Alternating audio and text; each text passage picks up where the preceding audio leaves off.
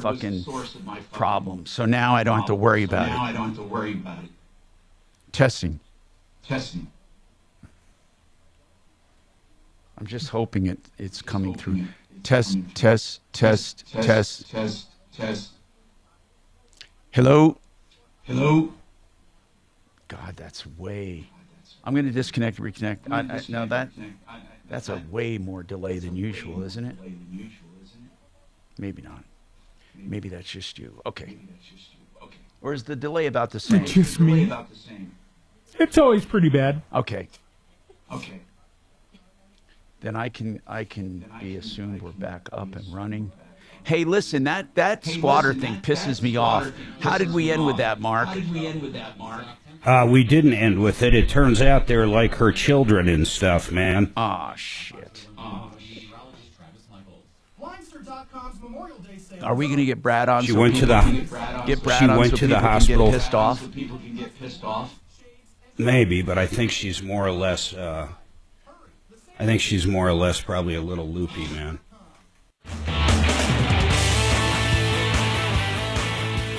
Hi, Tom Martino here, 303-713-TALK. 713-8255.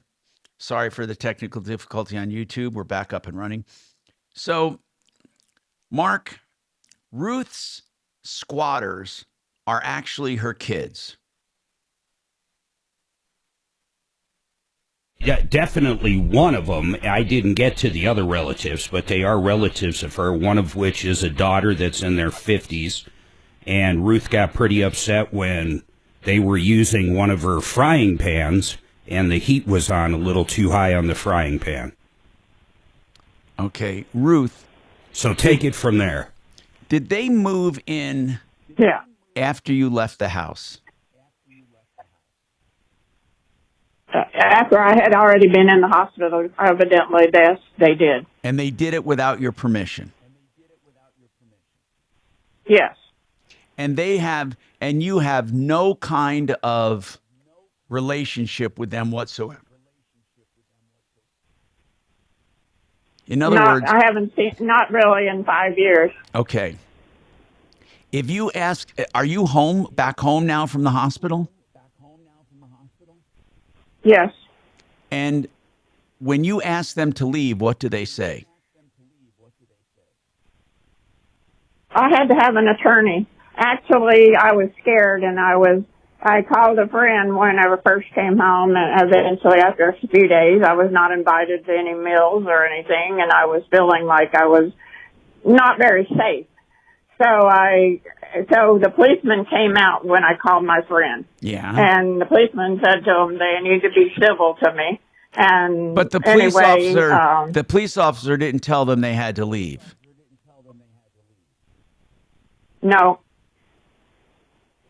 Did you tell them? It's really, all they ask, and I think it's very important, is do I think anybody has any guns? And hopefully, I thought there was no guns in my house then, but hopefully there still wasn't, but I didn't know. Yeah, but here's what I want to know. Have you asked them to leave? Yes, definitely. But I couldn't, because she came screaming at me when nobody was around, had my room and that I had. Do they happen to have power of attorney?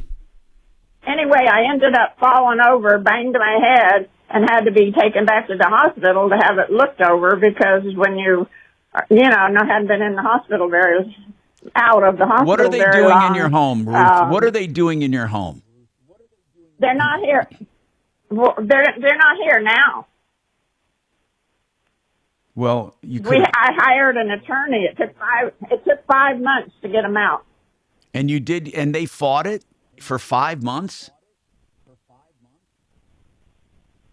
Did you say, did they fight it? Did they fight it? Were they fighting you for 5 months? They were hostile. Okay, so they were finally evicted. Now what are you calling about today? They ran up over $20,000 in bills, and so when I told the banks and charge cards that I did not make the bills, they were all checked out and changed to be fraud. And so then now, they made improvements on my house unauthorized. Like I guess what? they thought they were going to live there, but from now on, maybe I'd die. What kind of improvements? So now What kind of improvements did they make? I'm being served for the bill. Huh? What kind of improvements did they make? What? What kind of improvements did they make? That I told the daughter that I canceled the contract and don't. I mean, if she would call. I mean, I told her if she would call and cancel a contract that a bathroom was leaking out the side of the tub, and so she canceled it. But then she turned around and went and got some other contractors, unbeknown to me, and they fixed the bathroom and they finished the basement and put in another bathroom, all unauthorized. Did you pay for them? No. Are they trying to now I'm being served that they want to put a lien on the house for those. I did not authorize them. Right. They did not have the legal right to make them. Okay, so now I want to get Brad O'Brien on. I need an attorney. I want to get an attorney on to talk about this. They did improvements to your home that were not authorized while they were squatters. Now they want to get paid. I want to find out they want the contractors to. They want what? How'd you get, I just got to ask something on the side. How'd you get so sideways with these relatives like your daughter? What happened? This doesn't happen overnight. This is very abnormal. How did we get here?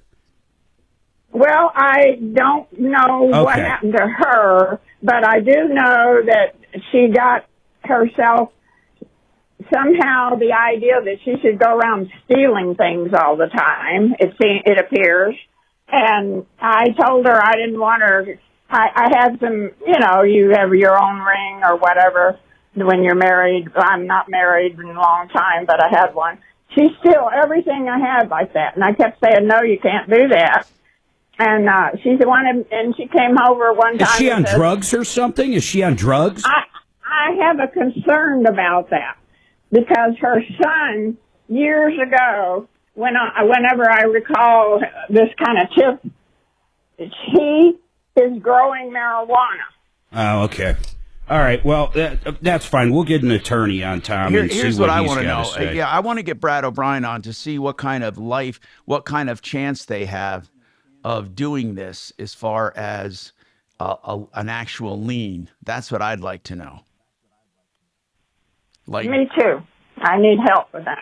Yeah, so that's what we're going to do. We're going to get Brad O'Brien on to talk about this.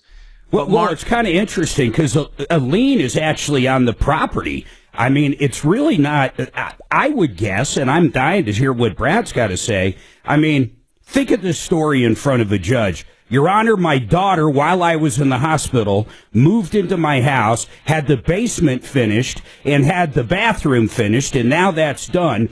And now the contractor wants to get paid and is liening my house. I mean, what would a judge possibly say to that story? What's your guess? What do you think Brad would say? My guess is this. The contractor gave her value, quantum merit, and that means that you got the value, you pay the price. Then she has Then she has a separate issue against her daughter who authorized it and cost her that. So I think I agree. It's going to be mixed. Ruth is actually going to be responsible if she got benefit. I know it sounds crazy. Brad is unavailable, I'm being told. Brad O'Brien. We'll try to get him on another time with you, Ruth, but you know, Mark. Interesting enough. I just got a text, and I'm going to dig into it over this break, but I got a text from Suzanne that says, quote, her daughter called our show, ! So I'm going to figure out what her daughter had to say. Is this an only child, by the way, or do you have other kids? I'm just curious. Ruth, is this your only child? Uh-huh. Okay. Well, they broke the mold on that one, didn't they? Here's something, though, that when it comes up on the show, people get very pissed off at me when I talk about this. But it's something people don't want to talk about. Under the rules in the state of Colorado, if you go off to work one day or take a long weekend vacation, I've said this before and I mean it. And let's say Mark's way out in the country, they move into his house or into his garage. They can claim a tenancy. And he's not allowed to evict him. He has to go through the courts. I don't argue with you, but we kind of have an argument about this because I would just handle it different if I walked back in my house after a vacation and was startled in my house with people that I thought were going to kill me. I'd shoot them dead. Okay. I understand what you're saying. Many other people might handle it that way, but YouTube and the internet space is filled with people who have taken over other people's homes and stayed there blatantly and just stayed there boldly and made them go through the courts.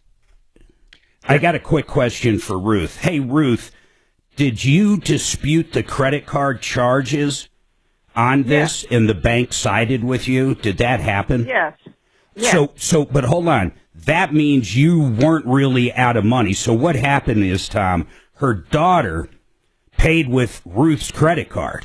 Ruth went to the bank after seeing the charges, and the bank sided with her because the daughter didn't have permission to use the credit cards. Good. So now that the contractor has not gotten paid, that's where we are now. That's really the entire story. Okay.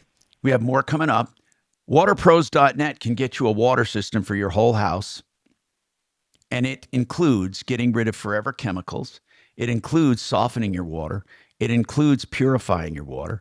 And it includes drinking water at your kitchen sink, reverse osmosis, all for $49.95. You will never get a better system ever anywhere for the price. If you want just reverse osmosis, it's around $1,200. Waterpros.net, the best water systems at the lowest prices, period. 303-862-5554. You. This is Denver's Talk Station with Tom Martino now. Dan Kaplis today at 4, 630 KHOW, Denver.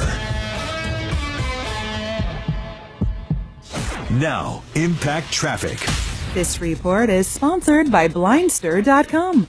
Well, big delays out to the east on 225. We've had a car fire southbound right at about 6th Avenue. This thing was fully engulfed in flames. They've got most of the highway blocked. They're letting traffic get by on the shoulder area, but it is backed up pretty much all the way to I-70. The ramps are backed up also, especially coming off of Colfax. You might want to consider Potomac as an alternate. This will affect northbound also coming through Aurora. Other than that, the freeways everywhere else are light. Still have that major closure up north, northbound and southbound on 25 between Berthoud and Meade. This is just north of Longmont. With traffic, I'm Jonathan Steele. Blindster.com's Memorial Day sale is on. Save up to 50% site-wide. As a family-owned business, we make custom blinds, shades, and shutters designed to fit your windows and your life. Hurry! The sale ends May 29th, only at Blindster.com. If you're looking for window siding and doors, look no more than Gravina's. Gravina's window siding and doors, they have 50 lines of windows, multiple lines of siding, and they have many, many selections of exterior doors. Gravina's has been the heritage most companies pray for.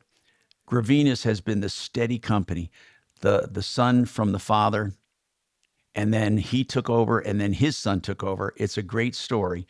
950 West Evans, gravinas.com or 303 Gravinas. Hey, the Art of Granite right now will give you a price on the phone. All you have to do is give them a call, and you'll get a price. You know, they do more than just granite. The name says granite, but it's the art of countertops. Whether it's granite or any natural stone or man-made material, Mitch Floria and his team will give you a price. Tear out and haul away is always free. Wholesale on all countertop materials. and quotes on the phone always. 303-386-5919. 386-5919, theartofgranite.com. Okay. Decent. Very nice. How long ago was it? Well, it's been going on for about 6-8 months. Got it. She hasn't finished anyway. We get a ton of fucking calls on that. Yeah. We haven't for a little bit, but there was a period of time it was weekly, man. It was crazy. On what, Mark? Hey, I got more info on that, too, when we get back. It's actually quite interesting having the other person's side to the story. I wonder if the mother knew the daughter ever called. That's crazy. And I can't believe Suzanne put that together. How long ago did the girl call? A couple weeks.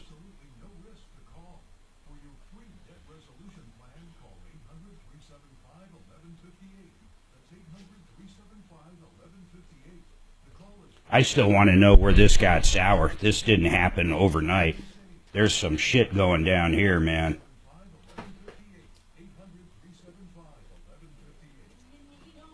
Some bad mama jamma. There is, man. I'd like to know what the whole deal is. Didn't she say that her daughter's boyfriend was growing weed? Her son. Her son? Yeah, but who cares? You're allowed to grow weed. Everybody grows weed. Tom grows weed. But if that affected their judgment? No. I don't think it's... I think that these two have been feuding for a long time. She might have thought Mama was going bye-bye while she was in the hospital. Yeah. Said, let's get that basement redone. But that's not what the daughter said. Wait till I tell you when the daughter called up what that money was spent on. She has a completely different story. Where did she call? She called here a couple weeks ago. I assume I was doing the show, but I don't remember. Suzanne, I remember the call now, but somehow Suzanne put together the two calls. That's fucking remarkable. Aside from the implied elder abuse, I like the daughter. Well, she's single. Oh, really? Yeah, I think so. Actually, Suzanne's saying it was a few months ago. Oh. I think that time frame's incorrect, because I remember this call. So it's gone from a miracle that Suze remembers it so clearly to she is pulling her head, she got her head up her ass when it happened. Yeah, I don't think it was a few months. I mean, that's 3 months ago. I don't think Suze, so. putting those two things together is brilliant. No, you got the time way off, you moron.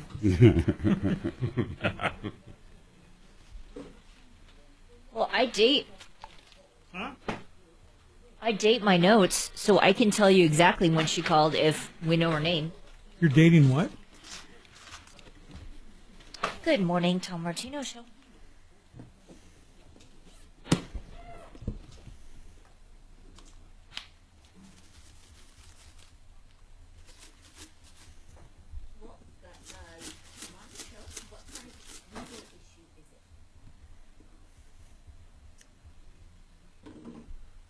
Of course it matters, JR. What are you talking about? There's going to end up being a lien on the house.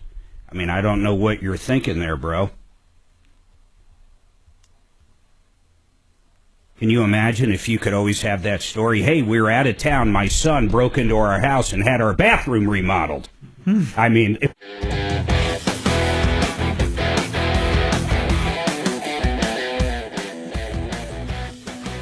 Hi, Tom Martino, your troubleshooter. 303-713-TALK, 713-8255. Fix it 24/7, $49. A sump pump, complete service. They pull it, they clean it, they adjust it, they make sure it'll work, and it's $49. FixMyHome.com. Book now. All right. There are many people texting me saying they agree 100% with Mark. If they came home from the hospital, from a vacation, from a long weekend, from work, and someone was inside the house claiming they lived there, they wouldn't be alive. I don't know what the law says on that, but as Brad O'Brien loves to say, that's self-help, and you can get in trouble for it. Now, once someone is dead and you say they were threatening you and they're inside your house, and there's no one there to say we had a lease or we had an agreement, that might be different. That's pretty much the end of it. Pretty much could be. But we're being told that no one would put up with it, yet all over the country, people are taking over homes every single day. You look it up. It's happening every single day. The worst of it is in California. No one can do anything about it. But I often said if someone moved into Oprah's house or Ellen DeGeneres or pick a name, Prince Harry, anyone living out on the coast, if anyone ever did that, what do you think would happen? Do you think they would tell them they had to go through the courts? Do you think they would tell Tyler Perry he has to go through the courts and wait for them to evict him out of his house? What do you think would happen? I think their security guards would have it handled. I mean, it wouldn't even be an issue. Because they would never get to live there, you're saying? Well, even if they did and the security guards came home with whoever it was, I mean, once again, you know, that's a threat. Someone in your house. I don't know about California, but most states have something like the Make My Day law. Unless they say, I live here. Well, that's fine. I mean, if someone breaks into my house in the middle of the night with a knife and tells me he lives there, they're going to die. Yeah, I don't think that's what I'm talking about. Breaking into your house in the middle of the night. I'm talking about you coming home from a vacation and they're there living. And they got packages delivered, and they can prove it. Mark, I don't think it'll happen. They wouldn't be living, is my point, Tom. I mean, why would anybody even, like, you walk in, there's complete strangers in your house. If you have the ability and a gun right there, why wouldn't you shoot them? I'd be terrified. It's my house. Who are you? Why are you here? I wouldn't even ask those questions. Mark, I think what you're saying is the squatter's tenancy will terminate right there and then. Yes, that would be my 1 second notice. Your 1 second notice. That's actually pretty funny. All right, let's go to... Hey, on this, real quick, I want to finish up on this, Ruth. So here's the deal. And I'm going to bring Ruth back up, but Ruth, kind of listen to what I'm saying. And Tom, I don't know if you were here for this call originally. The daughter called in. Ruth, your daughter called in here. Her story's a lot different than yours. Her story goes this. Hold on, Ruth. What's her first name? I don't remember. Okay. I don't remember. We're trying to figure out who it is because we don't know how to look it up without the first name. But hold on. So she goes to the hospital. They come over because according to the daughter, Ruth, I don't know if this is true or not, but you're like big-time hoarder. Big-time hoarder. Like, can't even walk through your basement. Just a hoarder. Stuff everywhere. I don't know if it's trash. I don't recall.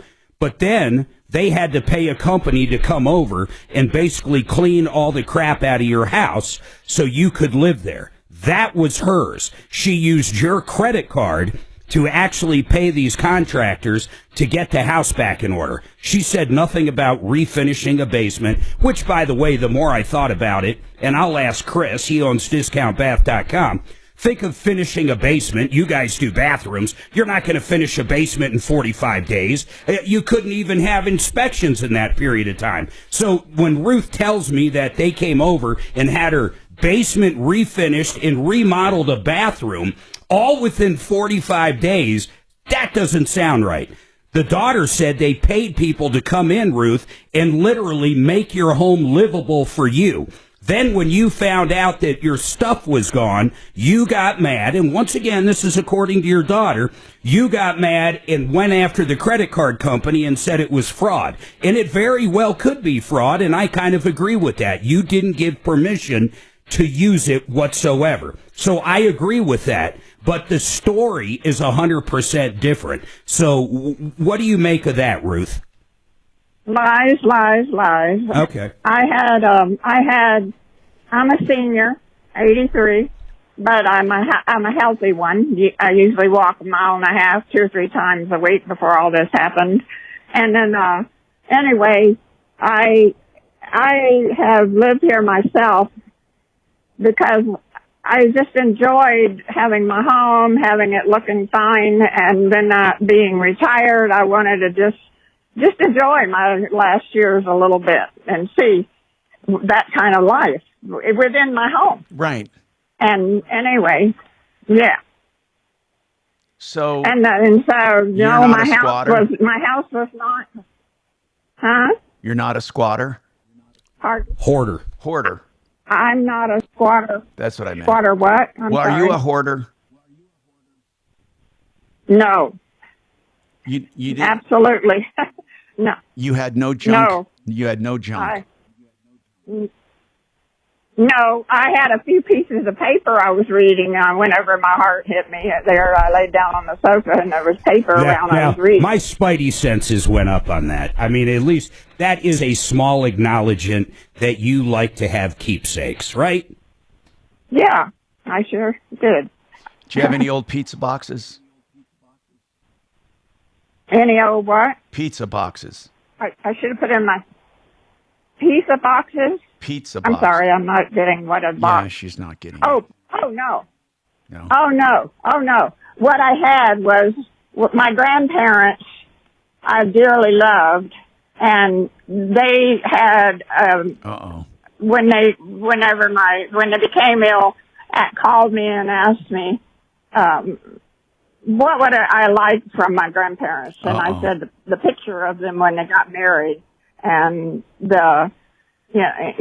just a few things to remember her and my grandpa together like that. And so, and how many things? things? I think ultimately what's going to happen with why she called is they're either going to lean it or not. I don't know what was done there. I truly doubt that anybody finished a basement in a bathroom in 45 days. I find that impossible. But whatever did happen there, whether it was a cleanup or get all the stuff out, I don't know. But if the contractors that were there have not gotten paid, which they haven't, according to both of them, then they're either going to lien it and then bring you to court, Ruth, and prove the lien, or they're not going to. There's not much more that's going to happen here. Well, they stole all my furniture. I had nice furniture. I have pictures of it. And they stole it all. Do you have pictures you can send us? Service. Do you have pictures you can send us? Well, okay, I'm all right. My real phone that I had was a Samsung, and I'm not real good on it, and I'm doing all I can to get these pictures off of I ended up having to get an iPhone. I need help in getting these pictures done. I tried to send them to the police, and for some reason they keep blocking and not getting places. And here's how we came down with this. The contractor, Eduardo, is actually the caller from 122. Suzanne actually nailed the months, too. And he gave us the daughter's information that paid us. So Eduardo is the one that has not gotten paid. And then when I got the daughter's information, we called over there and talked to the daughter, and that's how we learned all about this. Well, all I can say is... And you weren't allowed, according to your daughter, this you was weren't January even allowed. January 22nd. Yes, but listen to this. According to the daughter, you couldn't even come back to your house because the city wouldn't let you. They would not even. Wrong. Well, That's okay, I'm putting her back on hold because I have a feeling we're going down a rabbit hole. And what I mean by that is, if I recall, literally, and if your daughter is that good of a liar, she should win an Emmy or something. Because what she said is, you weren't allowed to go back into your house because the city basically condemned it. So if they didn't have the work done, you wouldn't even be able to go home, Ruth. You can finish it up. I'd like to get the daughter back on. I don't know why you're on here. Well, I mean, there's different strokes, different opinions. I see this call from Eduardo. He never got paid. Do we have Eduardo's number anywhere? I'll be happy to give Eduardo a call if we know the name of his company or his name or his phone number. I would love to know. He's a third party in this. And I'd like to know the scope of work. What did he do there? Yeah, I would love to know. Yeah, I'd like to see his proposal and his invoice, and that will tell us what was done. Do we have his info, Kelly? Or break? Oh, you're listening. I'm looking for it. I would love to have either the daughter or Eduardo's number, and I'd love to hear the scope of the work. It's pretty simple. I got to take this break. Either they came in and cleaned the place up, or they refinished the basement. We have more coming up. Now, Impact Traffic. This report is sponsored by Blindster.com. Well, big delays out to the east on 225. We've had a car fire southbound right at about 6th Avenue. This thing was fully engulfed in flames. They've got most of the highway blocked. They're letting traffic get by on the shoulder area, but it is backed up pretty much all the way to I-70. The ramps are backed up also, especially coming off of Colfax. You might want to consider Potomac as an alternate. This will affect northbound also coming through Aurora. Other than that, the freeways everywhere else are light. Still have that major closure up north, northbound and southbound on 25 between Berthoud and Meade. This is just north of Longmont. With traffic, I'm Jonathan Steele. Blindster.com's Memorial Day sale is on. Save up to 50% site-wide. As a family-owned business, we make custom blinds, shades, and shutters designed to fit your windows and your life. Hurry! The sale ends May 29th, only at Blindster.com. You know, I want to highlight two really good companies. Excel Roofing, one of the best roofers in the world. Why? Because they do one thing that will always protect you. One thing that no other roofer does. You don't pay a penny, not a cent, until you're content. Most roofers don't do that. That's because they're greedy, they don't trust you, and they don't trust themselves to do a great job. So they want to get the contract, get paid. Whether they come back or not is a crapshoot. With Excel, you have a project manager that stays with you the entire time. You have them doing your job and your job alone, that crew. And then when you're done and you're happy, you pay. Excel, E-X-C-E-L, excelroofing.com, a company I know and trust for years, and you can too. 303-761-6400. FixMyHome.com, which is Fix It 24/7. That company, for $39, will do an extreme clean of your air conditioner to get it ready for the coming heat season. And you really want, before the heat comes on, you want to get your AC up and clean. The condenser, the coils, the evaporator, all of the parts, the blower. And they'll do it to the extent they can. They take it apart like a refurbishment. FixMyHome.com. Book now, just $39. Thank you. And I know when I first started my practice, that was a huge thing. You had to have a big ad in the yellow papers. And that was back in the 80s. Yeah, I sold them in the early 90s, the advertising. Yeah. You're not giving her uncritical. Right. Attorneys all were in there. You know what I mean? But yeah, there's nothing in print that seems to be working. Right. And Facebook works out because Facebook Marketplace, there's so many scammers. Yeah, so Marketplace, so that's different. That's different. Yeah. We just run ads on Right. People see our videos and ads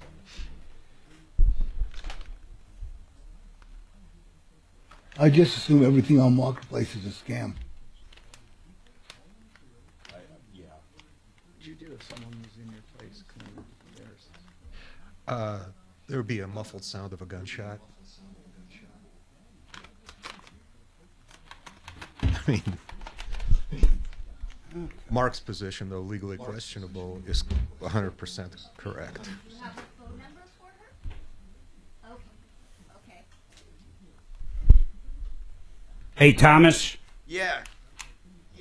Hey, a couple things. So note this and update the bullet points. But number one, anything for regen, besides some of the diet stuff, but stuff for regen is going to be neuropathy stem cell for the feet more than anything. You follow me there? Okay. I'll send you the bullet points on it. But I'm telling you now, so when you see the bullet points, you know to update it. And then the second thing is on Fix It. No more of the $49 sump pump.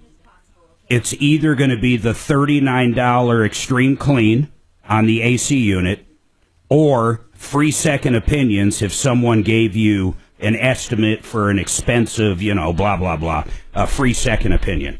Okay, gotcha. And I'm going to send you the stem cell stuff. I talked to him at length yesterday. I had him come to the studio after the show because in order for me to talk about it, just like you, I had to really understand what the hell he's doing. And I'm pretty impressed by it, but I'm more impressed by the results people are getting. How about you, Tom? What would your course of action be? I'd call the police, I think. What if he came home to a squatter? Yeah. He would try to understand their position, and he'd help them out, maybe even buy them a car. Plus, if the person is You know, that would be one. That could Mm-hmm. be a good way to actually handle it. You come home, you got squatters there, you pay them $500 to leave. That's if you don't want to shoot them. Personally, I'd be itching to shoot them. But there's people that wouldn't want to do that, so therefore, you know, $500, get the hell out of here. Yeah, we're just talking Or you about could give them $500 cash and tell some other criminals in the neighborhood that they have $500 cash on them and kill them to take the money. Yeah, That it's could like work feeding as well. cockroaches. Yeah. It's like Right.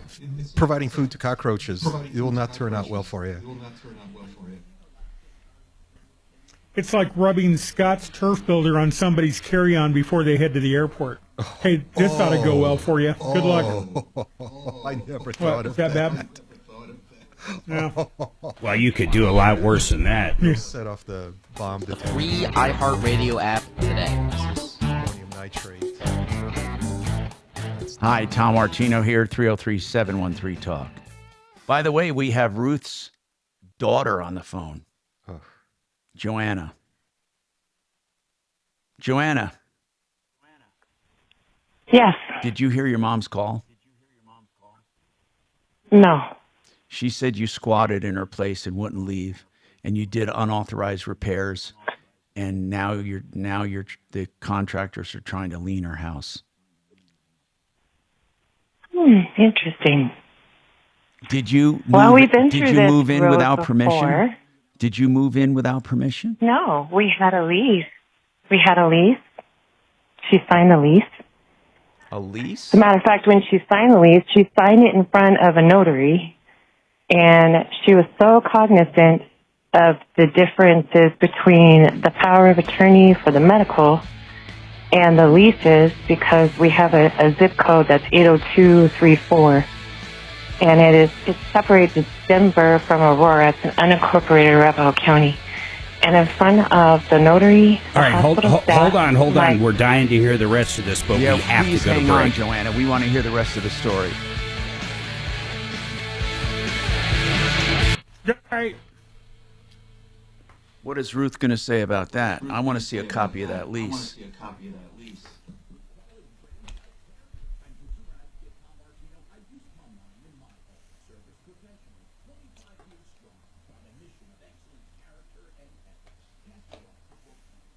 You really would shoot him? 3 times to make sure they're not around to see me. What? These guys. Oh, I couldn't hear. Oh, I said you really would shoot him? Tom and Oh, my God. I think most people would. I would. Yeah, I mean, I don't know who wouldn't shoot him. I mean, unless they simply didn't have the ability, like they don't own a gun or something. Well, or you walk in. Is their refuge. Their own refuge. I think you probably get in trouble if Their you own shot him. castle. Their own safe space. That's what the law is called in a few states, right? Dean? Yeah, the Castle law. The castle, yep. Yeah, but is just being in the home enough? Or do they have to pose Yeah. a danger? Well, just being in the home would be the danger. By the letter of the law, anybody who breaks into your house, I'm talking about state law, it's called the Make My Day law. Literally by the letter, the plain reading of the law, just breaking into your house is enough. They don't have to break. Oh, absolutely. They don't have to charge at you. They just have to be present unlawfully.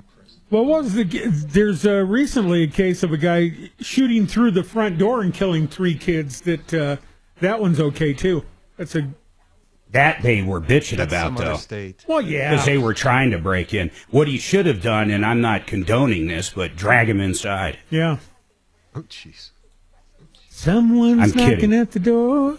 Somebody's ringing the bell. You got to have balls to break into someone's fucking house. I mean, that's, unless you know who you're dealing with, Right. That's some scary shit, man. I don't think that happens in our neighborhood. You'd be fucking crazy.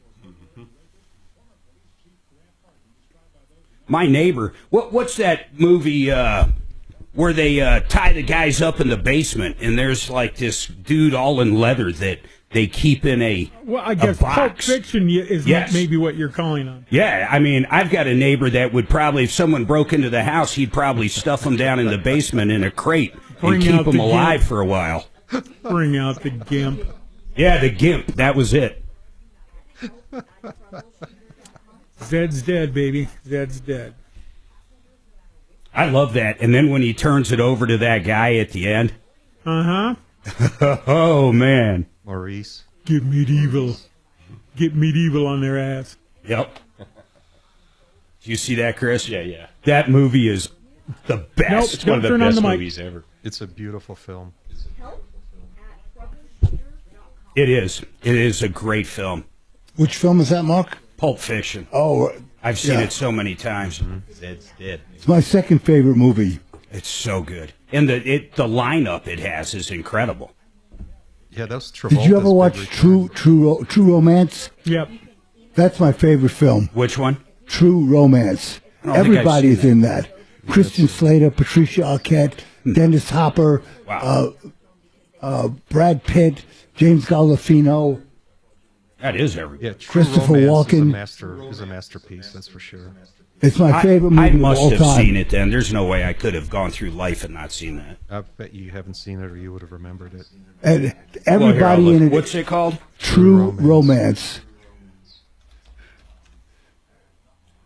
It's an important Okay, I can name 7 people that are in it that you would recognize immediately. Yeah, I already do. The scene between Christopher Walken and Dennis Hopper is a classic. About the eggplant.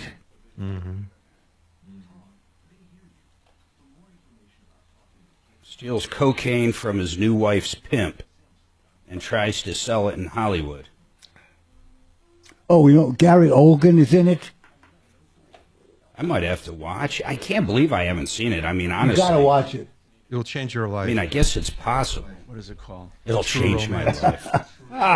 True Romance is a wonderful It'll change the way I think of true romances. Actually, seriously, there's a reason it's called that. I stole cocaine from my ex-wife's pimp. Right there says a lot. No, he actually steals cocaine from his current From his girlfriend. girlfriend's pimp. Right. Oh, so she's a call girl and his girlfriend. Yeah. Right. Yeah. Well, I guess they got to date somebody, right? Yeah. So if you're a call girl, You gotta watch the movie. is that cheating?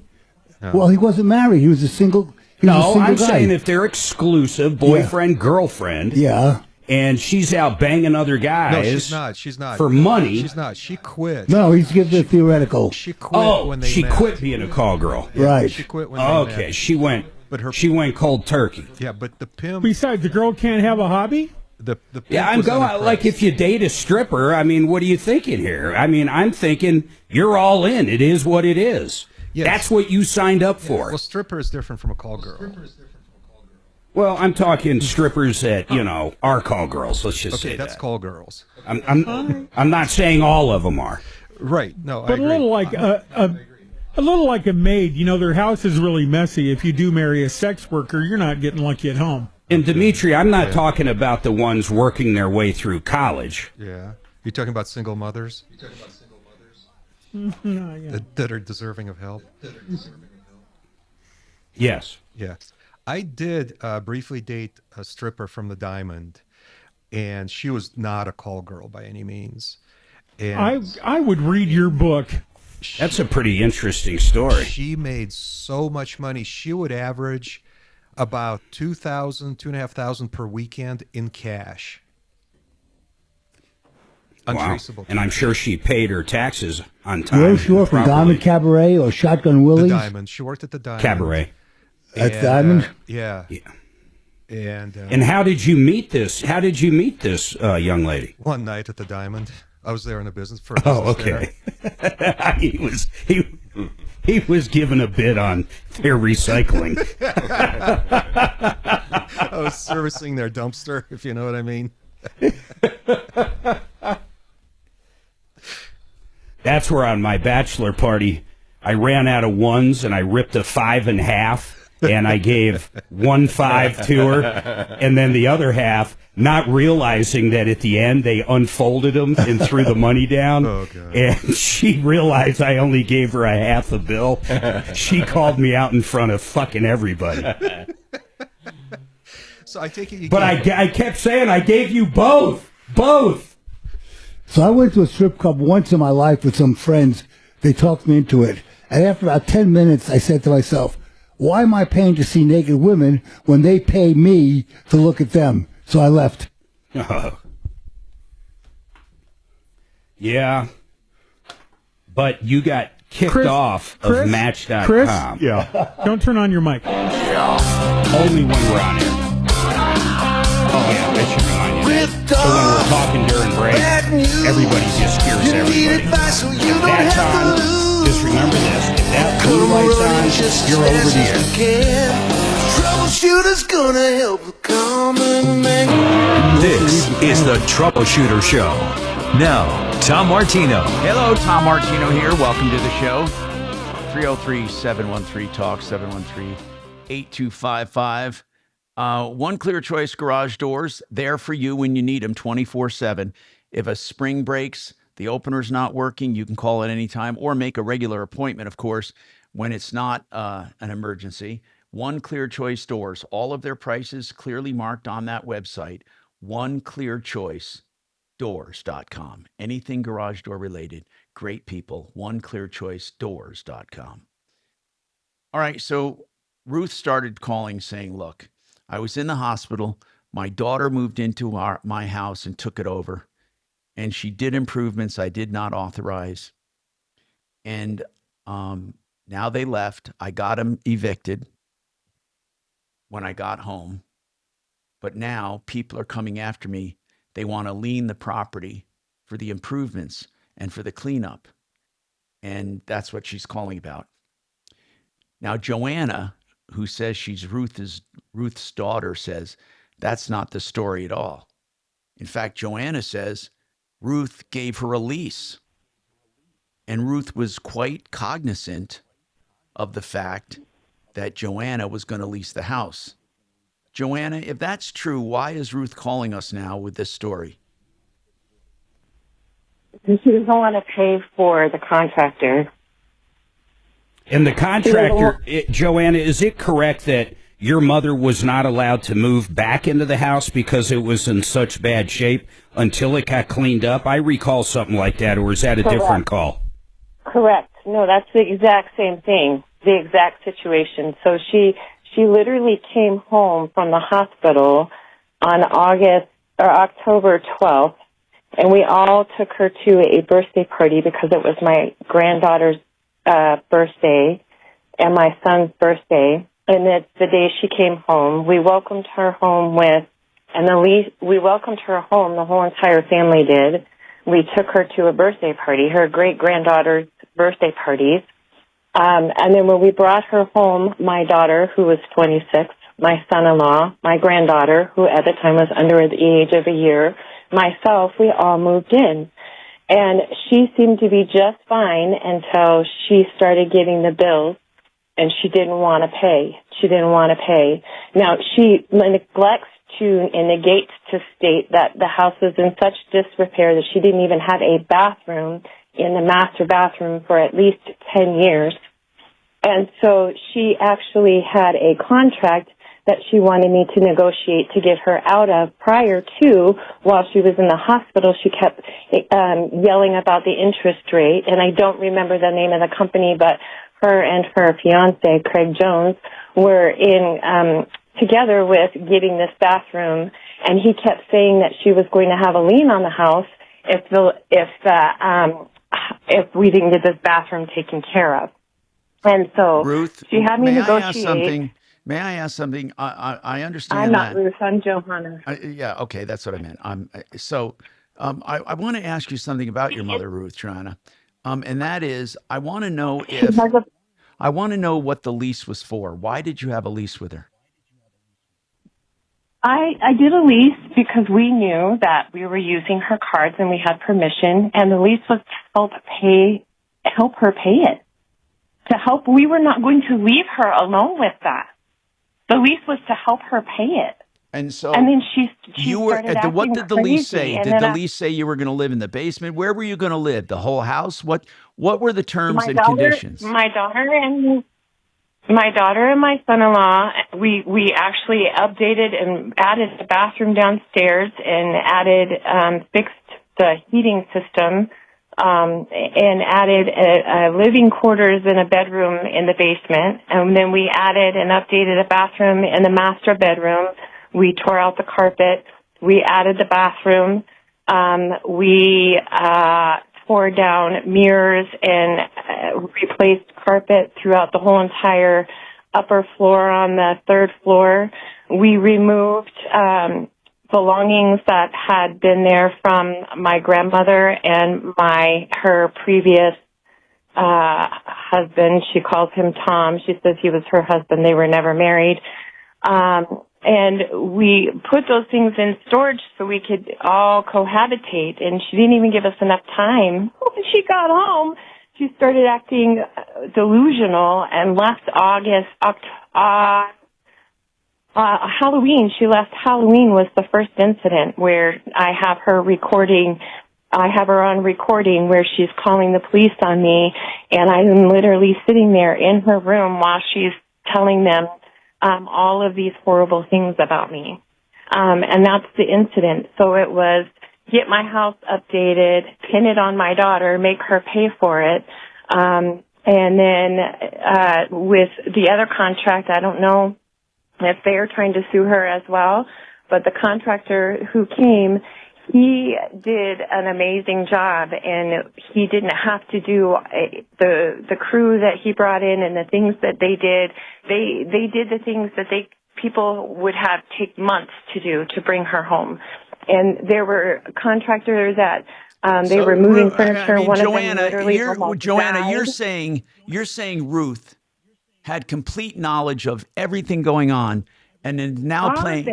We went to the hospital and text her and FaceTimed her and sent messages and messages. I will come down with my phone and show you all of the evidence. I cannot email all of this stuff. Okay. I have text messages where she baited my son and my daughter-in-law into coming and moving in prior to her open heart surgery. She's been planning this for quite some time. It all sounds very convincing, trust me. So you're saying Ruth right now is putting on an act? Correct. Hey, Ruth, what do you this, when we hear the other side of the story, it changes everything.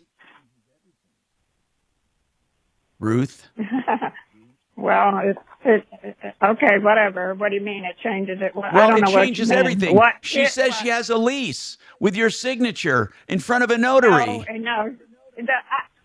No, that lease was never signed by me. It was a forgery, and I never saw the lease before.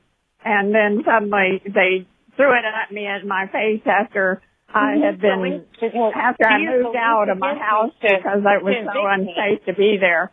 My attorney had all of this on record. How did they get you evicted? We never got any eviction. They did. We left because of the torment. We have them coming to the house and tormenting us every single day. We have videos of them surveillancing the home. We have her putting. And you know what? They've never paid it. If it was a lease, there's no money that was ever forwarded to me. What about that? But I say that was not a lease. They wrote it up, said that there's no deposit. Well, hold on. That's it. Ruth, hold on. That's a great question. Did you ever pay her? Joanna. I couldn't. What does that mean, you couldn't? Well, when she was in the hospital, sir, I am a single person, and I don't have any money, and I was literally in a situation from leaving a toxic situation. So I thought I was helping my mother in the process here, and when I was assisting her and rehabbing her house, sir, I did not have a job. I was an independent contractor. So what did the lease say? Zero rent? No, it said that I would pay, January 1st, that we would start the lease January 1st that would give me enough time in order to help her sort out her medical stuff. I was applying with the state in order to be her caregiver, and that's when she started to freak out, because you can get assistance on helping her and taking care of her, and that money would have regenerated to put back in her pocket to pay the freaking credit card. You know, ladies, this whole thing is just nuts. And I got to say this. You guys are separated now. You're not living there, so I don't even think that's an issue anymore. Homeless. I was homeless. I literally left and lived in my car because I literally could not stand the amount of abuse this woman has put me through for the last 52 years. That's what I was asking before. When did this begin? Yes, 52 years ago. I have documentation that she has been obsessed with my whole entire life for 52 years, since birth. This woman can't even give me the details of my birth. She said that I was born and she thought she had the flu. I was she born can't tell in me a how long she was crossfire in labor for. hurricane. Hey, listen. Exactly. And then my dad kidnapped me when I was 5. Oh, God. Wait, your dad kidnapped you? My dad kidnapped me when I was 5 from her. And the state replaced me back to her. All right. They we have got her the as makings of paranoid a song schizophrenic. here. I have all the documentation. Not only that, this is like we could re-erect the Jerry Springer show. Hey, Joanna, I just have one last question for you. Jerry Springer show. Joanna, I just have one last question for you. You said that the city would not allow your mother to move back into that house unless some situation was remedied first. How did you get that notice? I didn't say the city would. Somebody said that the I didn't say anything about the city. Am I the only one who heard? Mark said Nobody said the Mark city. said that. I said that because Eduardo said that. Is he the contractor? Yes. Yes. Eduardo said that these repairs had to be made. So there should be some kind of a They had to letter have been made or a because ticket from the city. The heating system is. Well, I understand. Your idea of needing to be made in the cities is a little different, though. That's all. But let me just say this, and then, Tom, finish up with these guys. But you guys are separated now. It's evident for 52 years you can't stand each other, so I'd suggest you stay away from each other. And as far as you go, Ruth, that contractor, once again, is going to have to send you a 10-day notice to lien. And he's got to do that within 4 months and then actually lien the property. And then from 4 months of when he left your house, within 6 months, he's got to basically file an action or file a court date and serve you. And then you guys will go and you either owe it or not. It'll be up to a judge. I think Eduardo's already too late to do a lien. He called us in January. So let's just say February, March, April, May. He's coming up on 4 months right now. He called us January. So that's it. Ruth, there's probably nothing anybody can do. He can lien your property, but he'll never be able to make it valid. So I think... And I think it's a shame a mother and daughter have such issues. I remember having issues with my parents growing up, but my God. Yeah, I left at 15 years old, and I have never turned back. I thought I was helping her. But you just moved in with her. You did turn back. Not that I care, but don't say you never turned back. Because she said she thought she was helping. I thought she thought she was helping. Yeah. Yeah, she thought, and she told this is me oil and water. On my birthday, it's September 22nd. She said, you'll get the house. At least I'll give you the house. So I thought I was, working on keeping an inheritance. Yeah, but you didn't pay for any of it. I didn't. But my intention was I didn't even get a chance. I was harassed from the beginning. When she came home, I was nothing but harassed. And when I come down and show you this file in these text messages, every day this woman calls and leaves me a voicemail. Every day I have her blocked, and she continues to dial my phone number. She has harassed me every single day when we lived in that house. When she left October 31st on Halloween, when she... Hey, Tom, I put her on hold. I mean, I don't think there's much there's nothing we can do. I can think of. This might be a little out of our pay grade. No, there's not much we can do about it, but it is a lesson. Although Deputy Doc's chomping on the bit here, he's saying he might be able to jump in and figure this out. Awesome. I don't think so. Nice try, Mark. Now, here's the deal. She's not going to get her house liened. It's too late. The daughter has feelings going back 52 years. This will never be patched. But Ruth, the main reason you called, you don't have to worry about. They're never going to be able to collect from you. We have more coming up on the Troubleshooter Show. Good God. Very nice.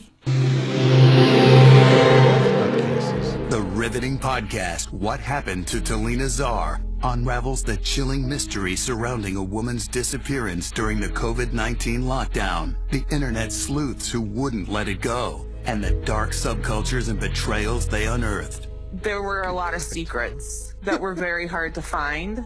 Listen to What Happened to Talina Czar on America's #1 podcast network, iHeart. Follow What Happened to Talina Czar and start listening on the free iHeartRadio app today. You know, I love to tell you something about Fix It 24/7, and that is they're going to do the extreme clean of your air conditioning system for new customers or people who haven't had it done for just $39. That includes the condenser, the coil, the compressor, every part of it. The blower motor, they'll take care of it for $39. It's a complete refurbishment of the system. And then they'll offer you a free second opinion if anyone ever tells you you need a new one. So call them for your fixing and replacing. Before you replace, get a free second opinion or the $39 extreme clean, 720-526-3939, or go to fixmyhome.com and click book now.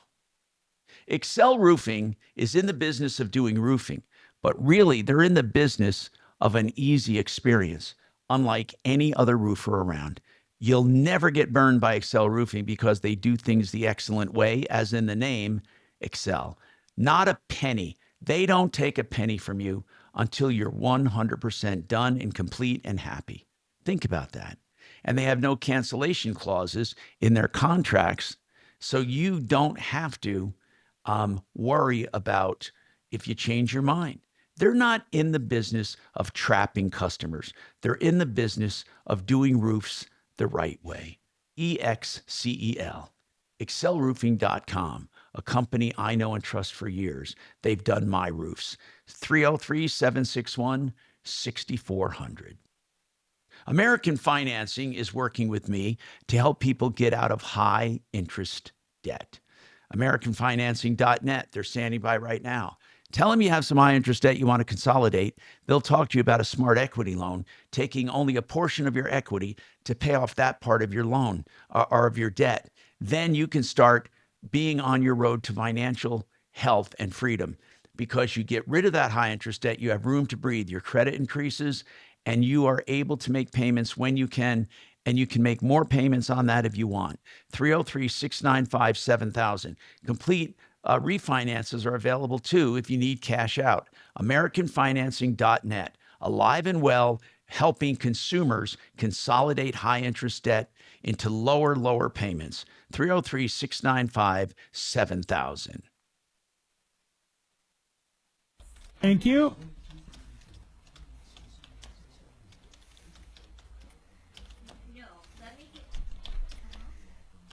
I would love to go to their house for a 4th of July barbecue. Man, that'd be good. That would be good, man. And Dimitri, Jerry Springer died 2 years ago. For a man that was briefly a common law husband to a stripper, I'm shocked you didn't know more about Jerry Springer. No, she was actually normal. Was that one-legged stripper I heard they had down there? No, she didn't do drugs, and she didn't drink any more than I do, and she was just a wonderful And I can't girl. remember who owns the place. Bobby something? What's his name? Oh, no, that was a long time ago.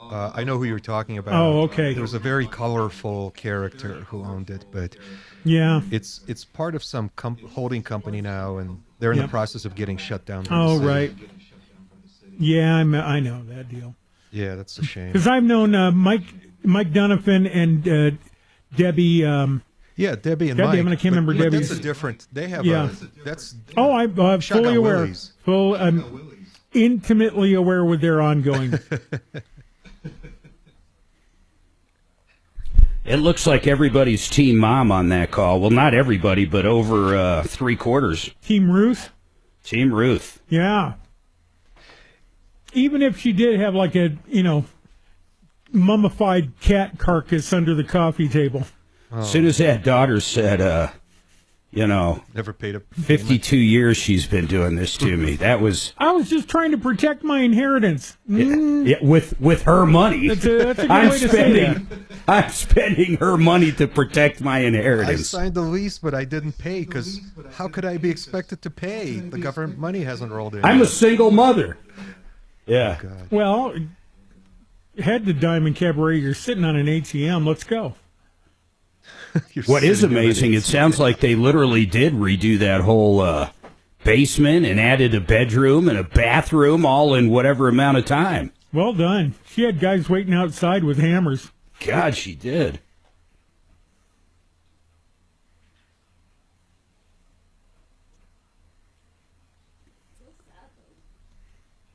I do know this. She would have ended up paying that contractor if he actually knew what the hell he was doing to get paid. Right. Sí se puede.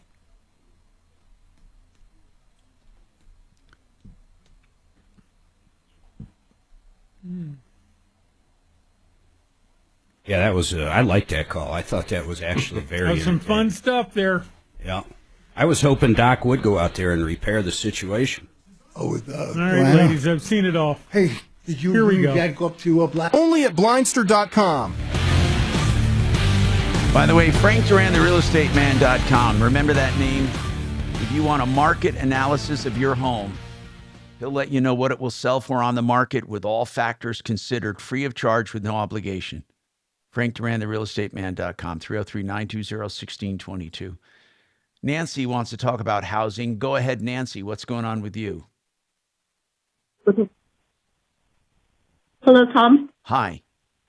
How are you today? Good. What's going on? I've not been feeling well. I live in the Sterling Housing Authority here in Sterling, Colorado. I've been here almost 8 years in these apartments, and the one I lived in since December of 2024, we had sewer and water damage almost every other day. And it was coming up from the shower lift of the shower all the way into my bedroom closet and on the carpeting. I would have to call maintenance, and they would come out and they'd get the feces and the toilet paper and do it with a wet back. And then they'd throw it right on my front porch, right in the front lawn. And then we'd be without a toilet, without using the bathroom, or without a shower. And we'd have to go to the rec room to use the bathroom whenever we could. And then this was happening constant for at least until mid-April. And I would go to the office and tell them I'm getting sick. We'd have to clean up everything. And I said, there's something, the smell is just getting awful. The floor is turning blackish, brown all over, and I'm getting sick. I said, well, I don't know. We'll see. The executive director came over and said, well, I'll put a work order in and they'll come and shampoo the carpets. That never happened. These are all. Is this Section 8 out of curiosity? Well, this is the thing. They say this is Sterling Housing Authority, and this is what I've been told. It's an entity of its own. They're not HUD, but they have to go by HUD rules.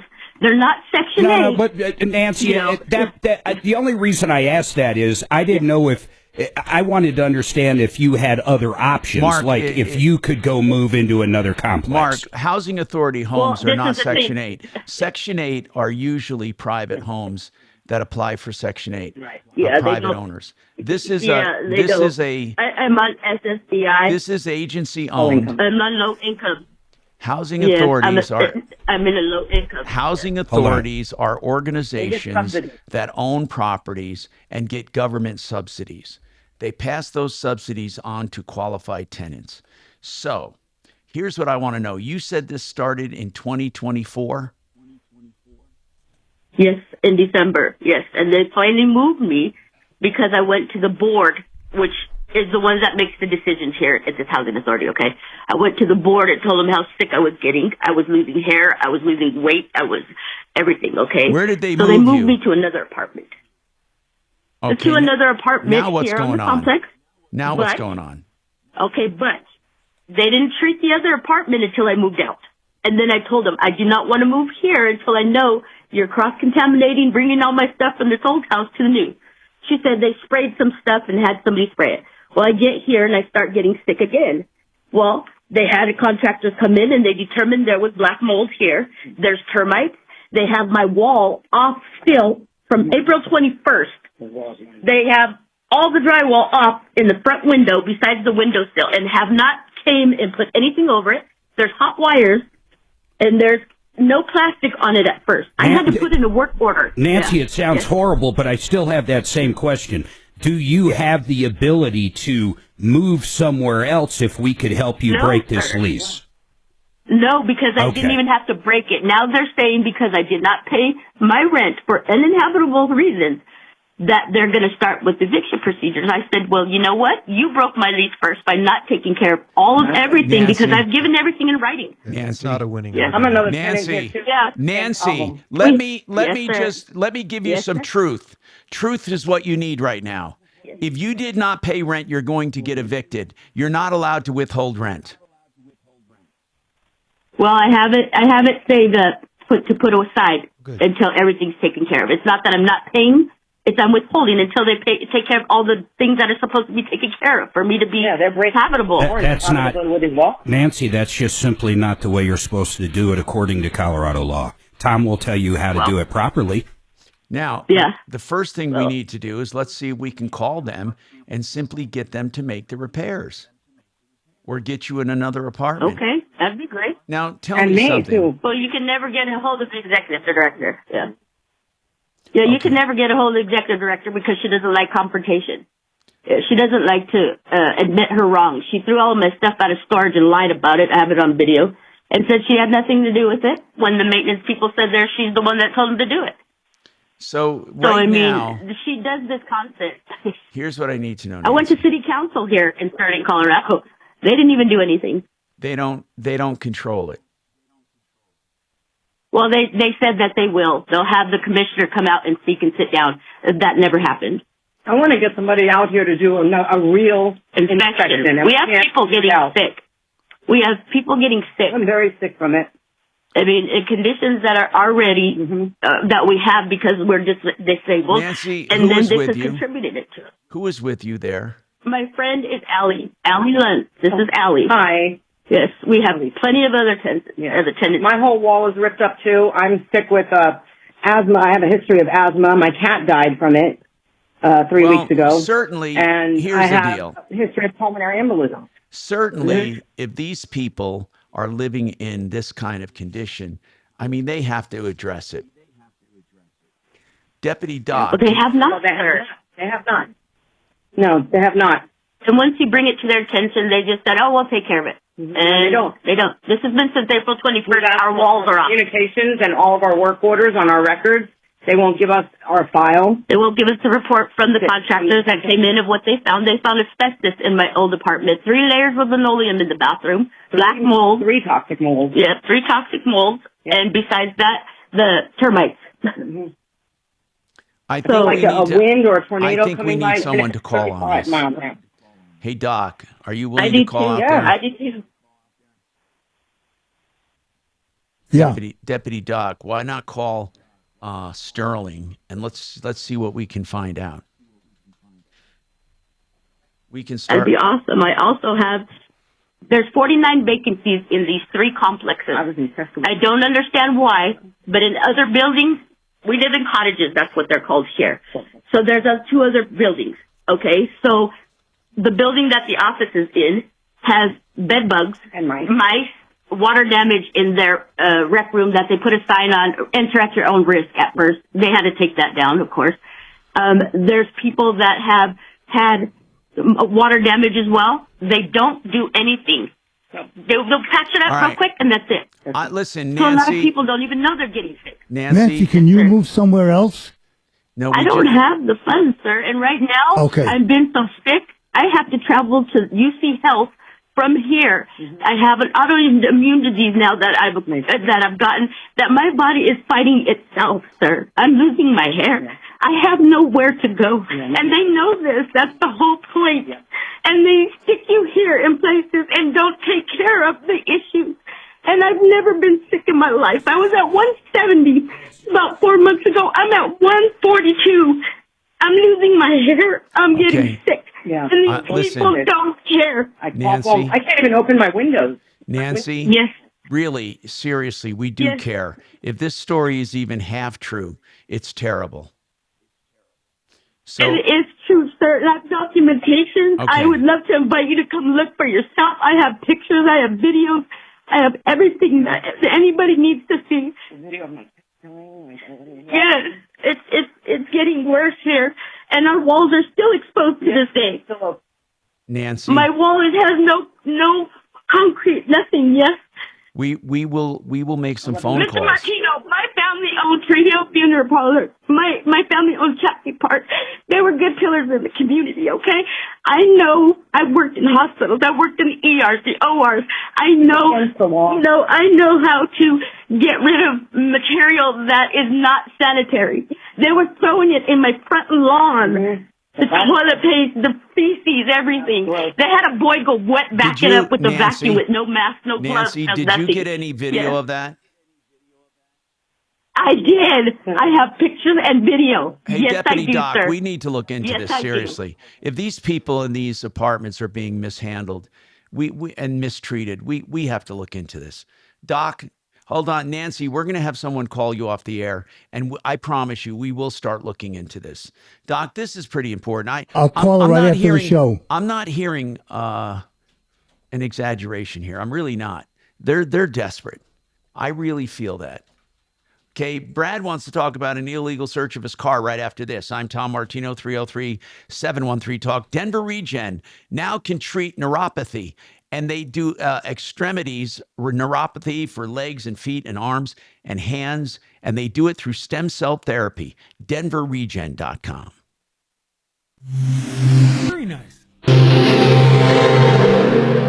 KHOW Denver, 630 KHOW, an iHeartRadio station. Download the free iHeartRadio app for all your music, radio, and podcasts.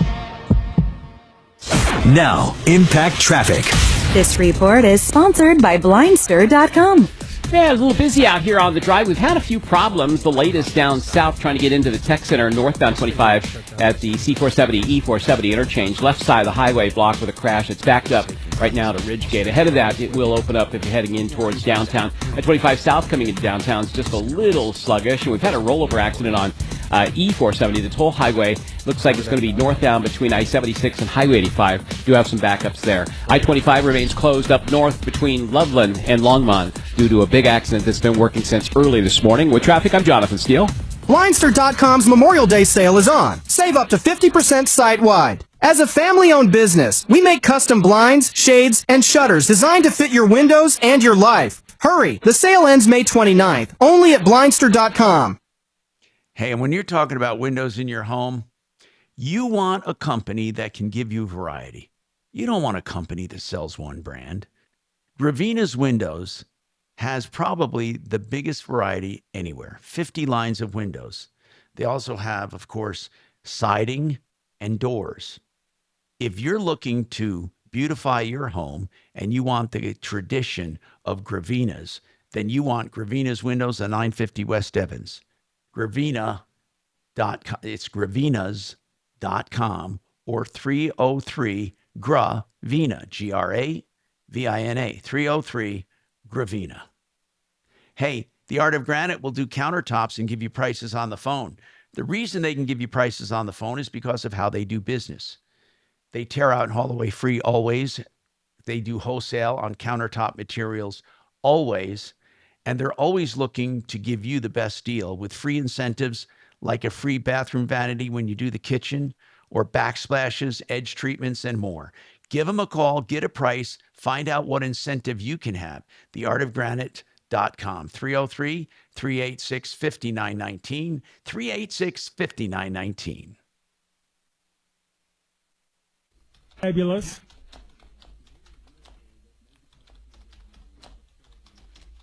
Are you packing it up at some point, Tom? Yes, What's noon, going on? Noon, but Dimitri's going to be here on this mic, and we're going to keep the feed going.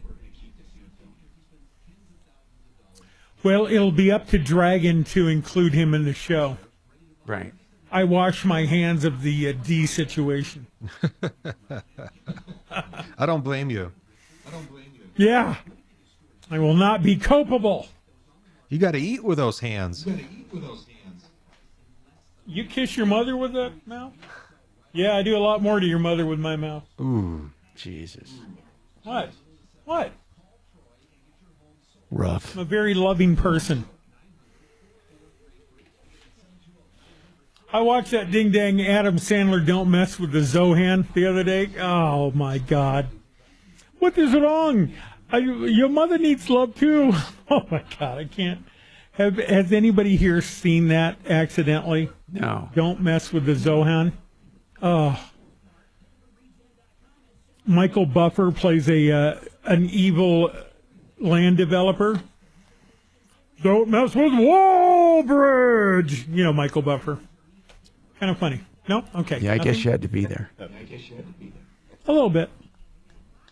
John Turturro as a Palestinian terrorist. The Phantom.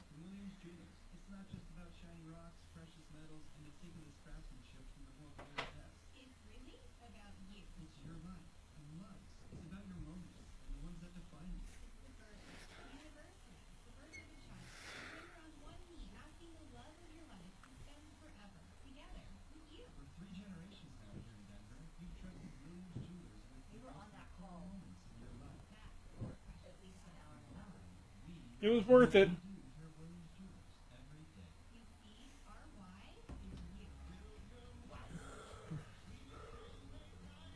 I might not be able to make it till noon. Tom, get out of here. Go get some rest. Seriously. Don't push it. Oh,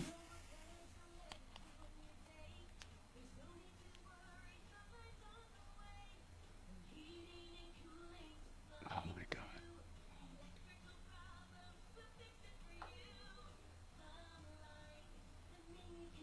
Hey, Mark. Yeah, man. I'm taking off. Okay. Those You leaving right now? Yeah. The ones I highlight, I can't take it. I got to take a break. The ones I highlighted. It's all good. The ones I highlighted in yellow, please get those done in the next 2 hours. That's great.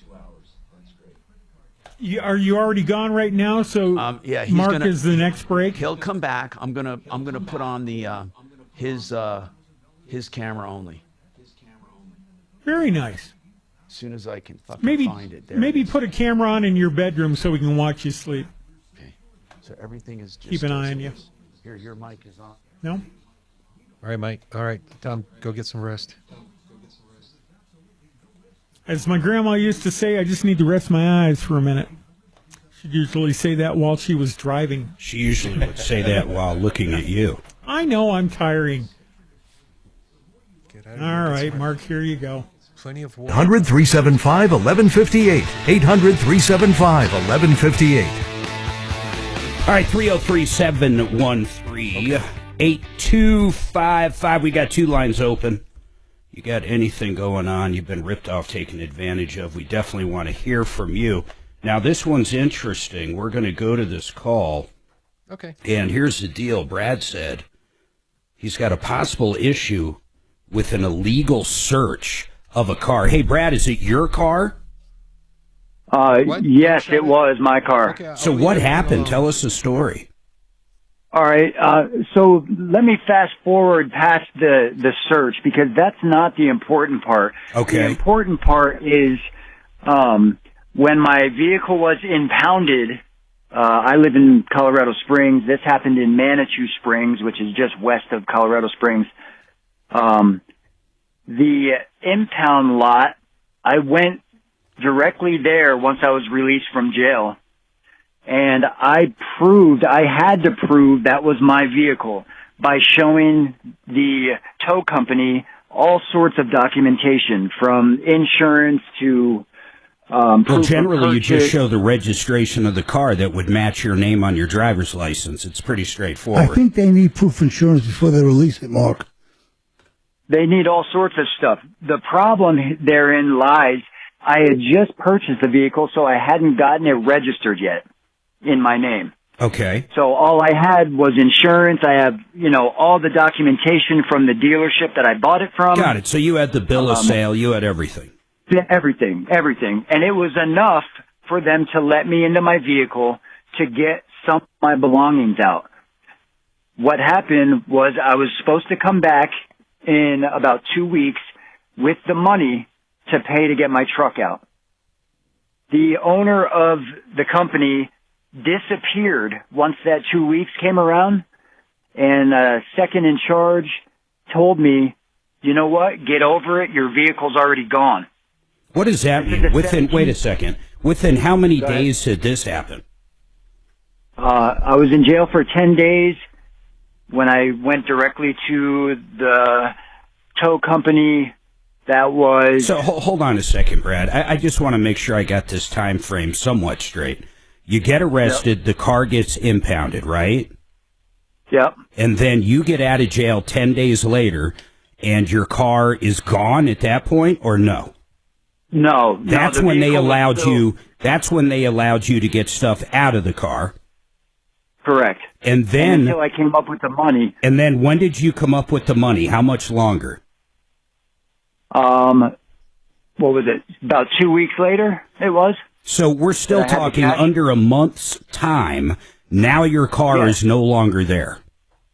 Which, that month's time is a very important piece of information because legally, tow companies have 30 days. Once that 30-day mark hits, they can legally take possession of your vehicle. Well, listen, I'm not gonna argue or talk about that part of it right now. What I want to know is, first of all, you're only talking about 24 days. So you walked back there in 24 days, and they said, too bad, so sad, your car's already gone. In 24 days, I called and said, hey, I have the money. Can I come get my vehicle? The secretary said, yes, your vehicle's here. Yes. It's going to be $2,200. I said, okay. My check, I'll have the check on Friday, which was just a couple of days later. Yeah. We had a time set to come up and get my vehicle. And I was like, man, $2,200, that's a lot of money. She said, you know what, before I let you go, hold on, let me put you on the phone with my supervisor. He might be able to work with you on the price. Okay. I got on the phone. His name is Dave. He's the second in charge. He told me, you know what, your car's already gone. Get over it. And where did it go? Major prick. Where did the car go? Was still there. I drove immediately up to the tow company, and my truck was sitting in their lot. What kind of car is it, Brad? Or truck? It was a 2014 F-150. What's the name of the you towing? just bought it. We know that. So you saw it there. Let me do this. I got to take this break, but I'm dying to know when you saw it there. Did you walk in? Did you say, hey, you said it was gone, but it's right there? Right. Also, what's the name of the tow company? I'd like to look them up during the break. I'll include you after the break. Thanks. Now, Impact. Oh, yeah, that's the least I can do. Sponsored by Blindster.com. Yeah, a little busy out here on the drive. We've had a few problems. The latest down south trying to get into the tech center, northbound 25 at the... And for mildly obvious reasons, I don't want to just leave your microphone hot during the show. Downtown. So I don't know if you're close enough to the mixer to mute yourself. Yeah, I can do it if necessary. What is the obvious reason? Tourette's. Closed up north between Loveland and Longmont due to a big accident that's been working since early this morning. With traffic, I'm Jonathan. Yeah, no, it'd be silly on my part to leave a microphone open anywhere. % site-wide. As a family-owned business, we make custom blinds, shades, and shutters designed to fit your windows and your life. Hurry, the sale ends May 29th, only at Blindster.com. You know, if you're looking for a loan, maybe a refinance, take some cash out, maybe a brand new purchase, maybe you're thinking about a reverse mortgage and you want to learn more about that, or if you want a 30-year line of credit on your house like Suzanne and I do, I want you to call John Clace at CMG. These guys do $2 billion with a B a month in lending. They're the direct lender. There's no middlemen to mark it up. If you want the best rates out there, you call John, and they offer products the other people don't, like that 30-year line of credit. give him a call at 303-882-6679, 303-882-6679, or partnerinlending.com. Now, let me tell you about Fix It 24/7, free second opinions. If someone comes out there and hits you with some massive estimate, either for a new system or an unbelievable cost of a repair, these guys will do a free second look at it. 100% free, not even a trip charge. Please take advantage of this. Save that hard-earned money. Go to fixmyhome.com. That's fixmyhome.com. John Fuller, Fuller Law. This man has got us so much money each time someone has hit a member of our family. One time Suzanne and I, one time our daughter, both times maximum results. Policy limits for the at-fault driver. If you want the best, forget about the rest and call Fuller. 303-597-4500, 303-597-4500. Very nice. All right, the big D is going to be sitting there. I am sitting here. Mark? I am sitting here. I don't know if Mark's listening to you now. Mark! Nope, not listening. Good. Hey, Kelly, yeah, I do. I am going to want Lazara, but let's not get him on until after the big break. So tell him you'll call him at about 6 after or whatever that looks like.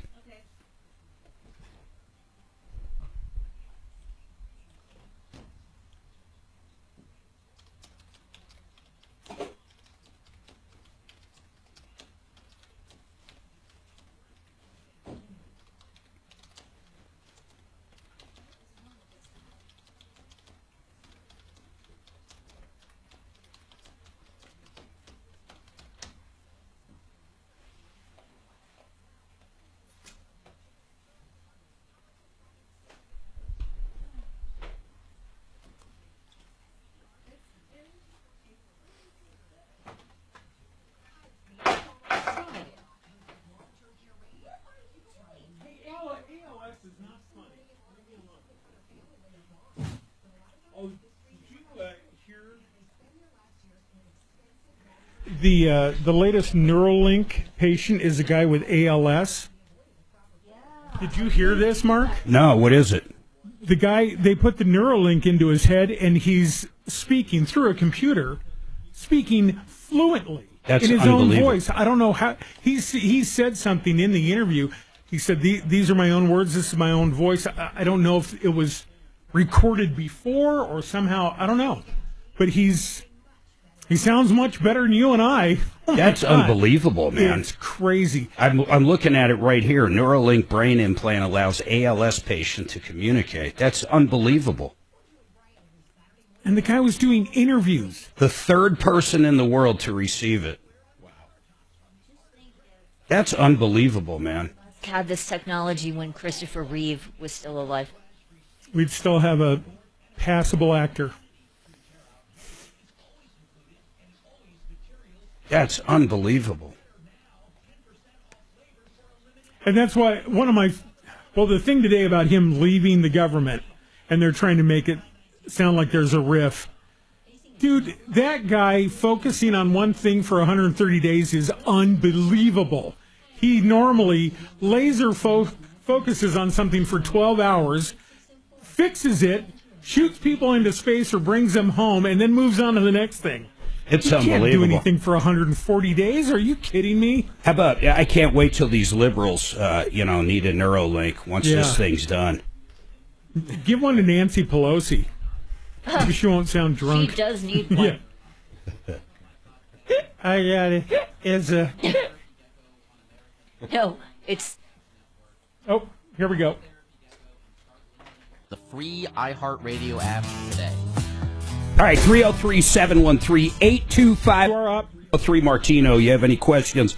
We've got a couple hours to go here. I'm going to bring Brad back up, though. He got arrested. Brad, I do want to know why you got arrested, though. What was that for? Because how I saw it at first was the illegal car search. So what was that? Did the charges get dropped? What happened? So, yeah, I got pulled over for, what was it? I don't know why they pulled you over, but you didn't have insurance, proof of insurance. So they pulled me over. I believe it was my license plate because the vehicle was brand new, so I had a paper license plate still, the temp tag. Sure. So he said he couldn't. I believe he couldn't see what the tag said. So that was his BS reason, I guess. All right, that's fine. So what happened then? So they arrested me for. All right, let me back up. Well, it's not that hard of a question. I mean, was it DUI? What was it? Did you have a warrant? No, what was it? No insurance. They arrested you and put you in jail for 30 days for no insurance. The no insurance was the reason that they continued on with it. When they did not find anything in my vehicle, they found a wallet that belonged to a very good friend of mine underneath the passenger seat that he had left there. Yeah. And they arrested me legitimately for identity theft. But it That was a was the friend charge. of yours. Yes, yes. Did that friend report the wallet stolen? No. Well, then, Brad, none of this makes sense. Here's what I'm going to do, though. I've got a criminal defense attorney coming on after this, and we're going to ask him about the rules when vehicles are towed and they're impounded because he deals with DUIs constantly. We're going to figure out exactly that. I don't quite understand why you would do 30 days based upon your friend's wallet was underneath, or I'm sorry, 10 days. Your friend's wallet was under your seat. That makes no sense. Was there drugs in the car? Was the car stolen? Was there anything else that we should know?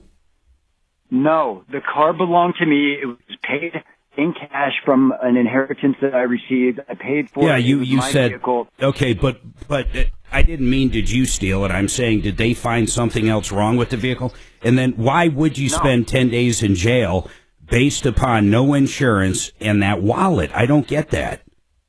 I was waiting to see a judge. Interesting. All right, hold on. Let me put you on hold. I promise we're gonna get that attorney up and we're gonna figure out if there's anything we can do when it comes to your car getting sold. It sounds like it got sold at auction, although where we left off, you're staring at it in the parking lot.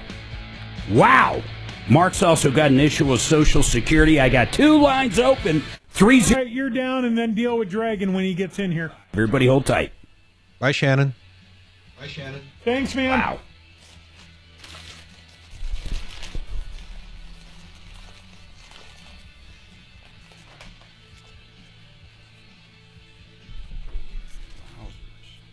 And Dragon's going to have some very pointed questions for you based on your Diamond Cabaret situation. Are you going to brief him before you leave? I did. I already did. Does he want to see pictures? No, we. You can answer him. I'd like to keep the mystery. It's obviously it's an industry that's based on window shopping. But what does that mean? The fact that you're not shopping. You're just looking. Oh yeah. I was just browsing. I know, but the fact that you left with product is really amazing. I know. Hey, Dimitri, did you get my text? What's that? Hey, Doc? Dimitri, did you get my text? Doc, I kind of got it. Your phone is sending your texts to my email address. And when I reply, your phone is rejecting my replies. So, oh, really? Yeah, I need Nancy's We'll phone have to number fix that. because you didn't include Nancy's phone number, but I can follow up for you. I have plenty of time during the show. I don't know if I'll be available this afternoon. Can you do that for me? Yeah, I'm just going to do it right now. I don't have to wait till the end of the show. Okay. Do you need to wait until the end of the show to call her, or can you just do it now? I can do it now. Yeah, why not start it but now? it's going to take a while. I'll try it now. Yeah. Still got 2 hours before you have to leave. Still loving all these frickin' judges that think they have electable power in the executive branch.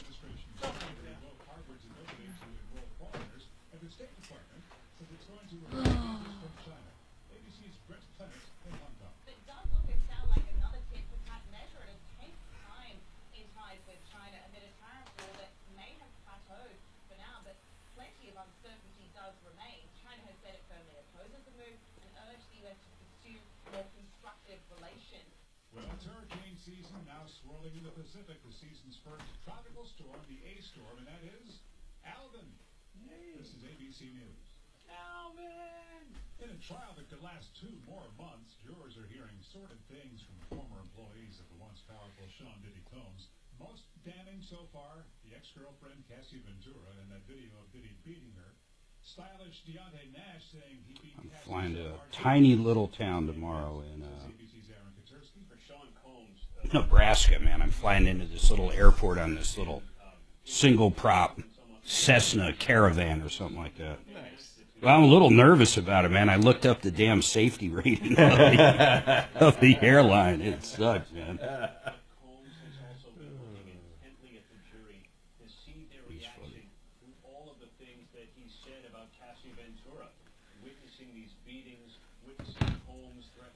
Put a sticker on your car that says, I bought it before you went crazy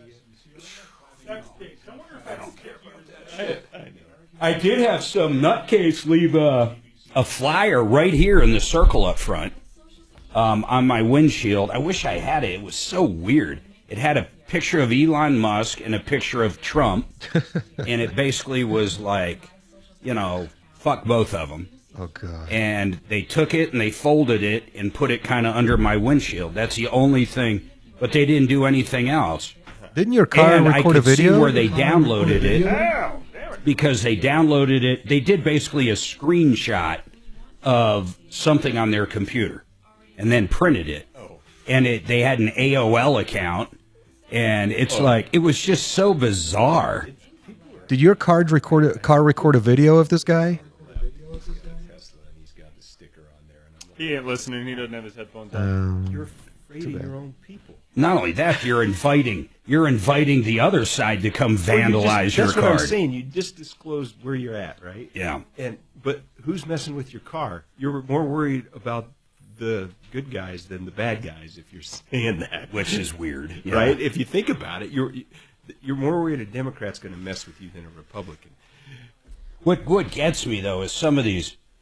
Anytime you see, like the other day, they had protesters that were arrested somewhere.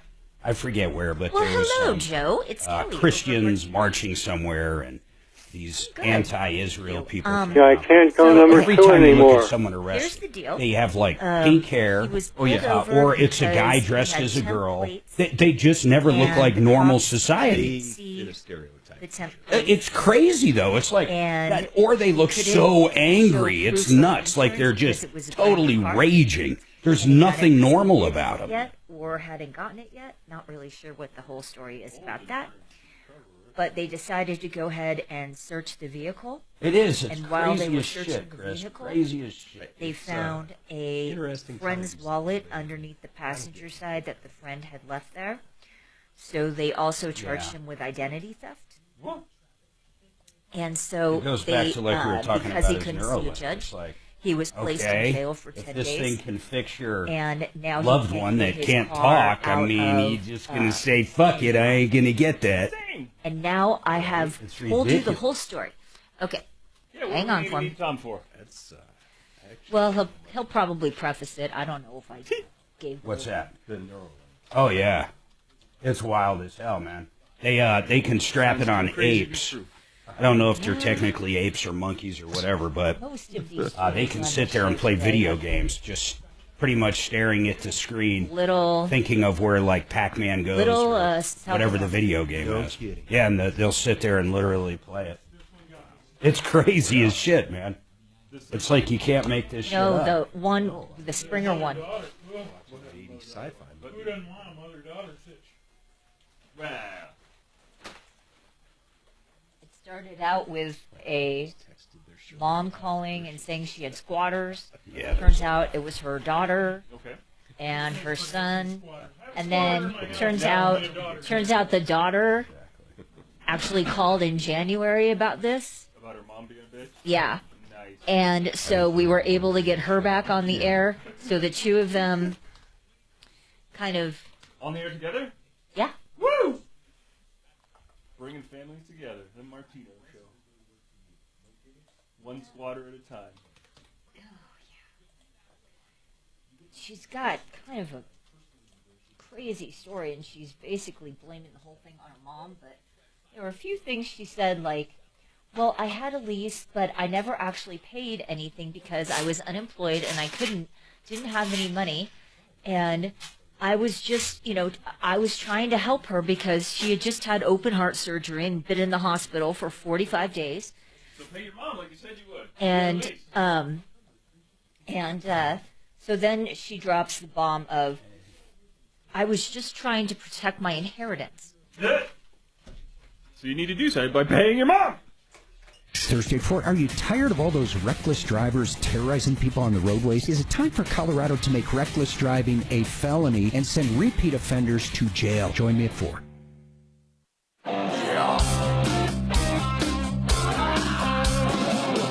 Ripped off, bad news. You need advice so you don't have to lose. We'll come running just as fast as we can. Troubleshooter's gonna help the common man. This is the Troubleshooter Show. Now, Tom Martino. Welcome, my friends, to the only show of its kind. We're here to solve problems, answer questions, take complaints. Our goal is to make your life a little bit better. I got Deputy Dimitri. I got Deputy Doc. We got Dragon on the other side of the glass. Kelly's answering your phones. And we've got a guest in studio, Chris. He's the owner of Discount Bath. We're going to be talking a little bit about the bathroom remodeling business. I love the fact, Chris, you actually had the cojones to put the word discount in. And you guys have been out to my house, and I can truly say your pricing is better than most. It's pretty incredible. Unless you're talking about, a guy in a hammer with a minivan, and that's the whole crew. Someone, no insurance. You get the idea. Yeah, but as far as truck. big style contractors go, you guys truly are a discount price. And I do want to talk about some on your website in a little bit. But I'm going to go back to Brad. By the way, 2 lines open. 303 Martino. You've been ripped off, taken advantage of. We have recovered over $300 million for people like you in cash, merchandise, exchanges, refunds. That's what we do. We do it day in, day out. We help with other problems, too. Right now, Brad called in, and this poor guy got arrested. I'm still not quite understanding why he got arrested, but that's not really his question. He got pulled over. The license plate was one of these temporaries, and I'm kind of talking to Joe Lazzara, our criminal defense expert, then I'll bring Joe up. He gets pulled over because he's got a temp tag on. The cop said he couldn't read it, and he did not have insurance on the vehicle. Or proof of insurance, I should say. Brad, actually, that's a question. Did you actually have insurance or not proof of insurance? Yes, I had insurance. You just didn't have proof. Vehicle. I did have proof, but they wouldn't even look at my phone for the proof of insurance. All right, and then, but basically then what happened is they found a wallet. After they searched the car, they used the tag, I guess. What did they use? What reason did they use for the search? They couldn't read my license plate tag. Okay, hold on. I just want to... the search? Yeah. The reason... I lost you for a second. Say it again, Brad. They said they saw a meth pipe in my car. Oh, okay. Well, you left that out. That's why they were searching your car. I mean, well, that's a pretty straightforward one. Was there a meth pipe in there or not? No, it was the end of a curtain rod. It was the end of a curtain rod, but that's why they searched it. Hey, Joe, first of all, diving into this, Joe Lazzara, he's on referralist.com. He is our expert for personal injury. He has helped out so many listeners over the years, from DUIs to murder cases. It's unbelievable. But Joe, let me ask you right now, if they see a curtain rod and they think it's a meth pipe and they search the car based upon that evidence, when they find out it's a curtain rod, what happens? Anything? Yeah, I mean, there's generally searches are illegal unless you have a warrant, but there are exceptions like search incident to arrest, consent, if there's what's called a protective sweep, or you have an inventory search, or they see something in plain view. So if they see something and suspect it's a meth pipe, once they inspect that and determine it, the question then becomes, does that search continue? Does That's it right. not? That's the big legal question. That's an argument, whether or not they can continue to go beyond that. And Well, if they apparently- they can articulate those reasons. Apparently, in this case, Joe, they went beyond it, and under his seat was a wallet. And that wallet didn't belong to him, but according to the caller, Brad, it did belong to a really good friend of his that must have dropped it in your vehicle, Brad? Yes, But correct. you just bought the vehicle. When was your friend in it? Just a few days prior. Okay, so they found the wallet, and here's where I get a little lost on this, and I'm going to get to his actual question, but I'm just curious. So they arrested him. What exactly was the charge they arrested you on, Brad? Criminal impersonation. Criminal impersonation. Identity theft. I'm sorry. Identity theft. Did you tell them that you were somebody else? I mean, what if Joe was to talk to the cop, what would they say? They're not going to say, because we found his friend's wallet under his seat, we threw him in jail for 10 days. They're simply not going to tell us that. So what would they tell us, right or wrong? So they thought they saw the meth pipe. When it turns up it wasn't a meth pipe, they continued their search of my vehicle, planning on finding something, some sort of drug paraphernalia, something. When they didn't and found the wallet, that's what they ended up going on. But Brad, to why? arrest me. You're acting like they had it out for you. If they can't read the license plate and they pull you over to want to make sure that that license plate belongs on the vehicle, it's not a stolen vehicle, why do you think they had it out for you? Did they run you and you've been in a lot of trouble before? But why would a cop simply pull somebody over because they can't read the license plate and then look for a reason to throw them in jail? I don't understand. I didn't either. Joe, Joe, just talk about that real quick. I mean, maybe I'm being too skeptical, but help me out here. Yeah, I he may have some legal issues. It's hard without knowing all the facts. But usually when you're dealing with identity theft, that's knowingly using or possessing someone else's personal or financial information without permission to gain something of value. And so there's got to be something going on that we're not being told. So in other words, when you're arrested, you're generally in front of a judge within 48 hours. Yeah, what happened there, Brad? I wasn't in front of a judge in 48 hours. It took 10 days for me to see a judge, and immediately when I went in front of the judge, they dismissed all charges. What are you doing, Joe? Joe, this isn't even why he called. Wait till I tell you that. But what do you do at this point? Well, I mean, if that's the case, I mean, obviously he can seal that. He wants to make sure that that's sealed. But he should talk to an attorney. They're hypothetically, I mean, I can't speak for this right now without knowing more, but hypothetically he may have a claim, because if what he's saying is legit, it's false imprisonment. Yes. I mean, that's the craziest thing ever, Brad. I'm so skeptical of your story, but here's what happened, Joe. Let's move on with this. So when he's arrested and he's in jail for 10 days, the vehicle gets impounded. The vehicle, he gets out in 10 days, and he can't afford to get the vehicle out of impound. So he's got to wait, make some money. He saves up the money, gets the money, goes or calls to the yard within 24 days, according to him, 24 days of the car getting towed. Okay? Yes. They say it's go ahead, Brad. Tell Joe. They said they sold it. So I was in contact with them. I went to the shop. I talked to the owner in detail. I showed him all of my information.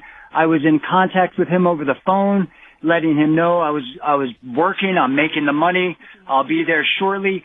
Listen, I was living out of my vehicle at the time. All of my personal belongings were in the Brad, vehicle. stick to the story, though. Stick to the time frame. Okay. 10 days you get out. When did they let you get stuff out of your vehicle?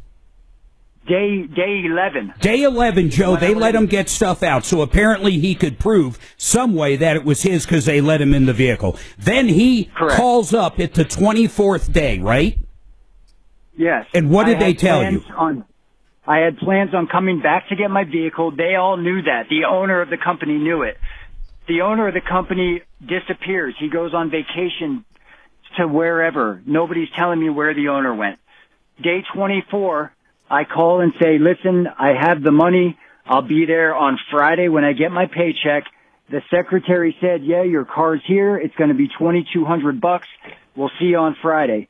Before she hung up, she put me on the phone with the second in charge. That man, Dave, his name's Dave, told me, your truck's already gone. Get over it. It's gone. You lost your vehicle. Then hold on, Ben. This is on the 24th day. Is that correct? That's correct. Then you drive down there. Hold on, Brad. Then you drive down there, and your truck is sitting there, right? It's still there. Correct. Then what happens? Then the same guy, Dave, who I talked to on the phone, as I'm looking at my vehicle saying, you lied to me, my truck's right there, he said, what I meant is that your truck is already gone, as in you don't own it anymore. It's now our vehicle. What towing company is it? That was on day 32. What towing company is it? It doesn't matter because I want to call Dimitri, it doesn't matter. It doesn't matter. I'll tell you why. Because none of those laws apply. No, I know. None of the laws you're thinking about apply on a police pull like this. No, I This know. is all, it's different. No, I know. I'd still like to verify the story with the towing company and get their timeline on it.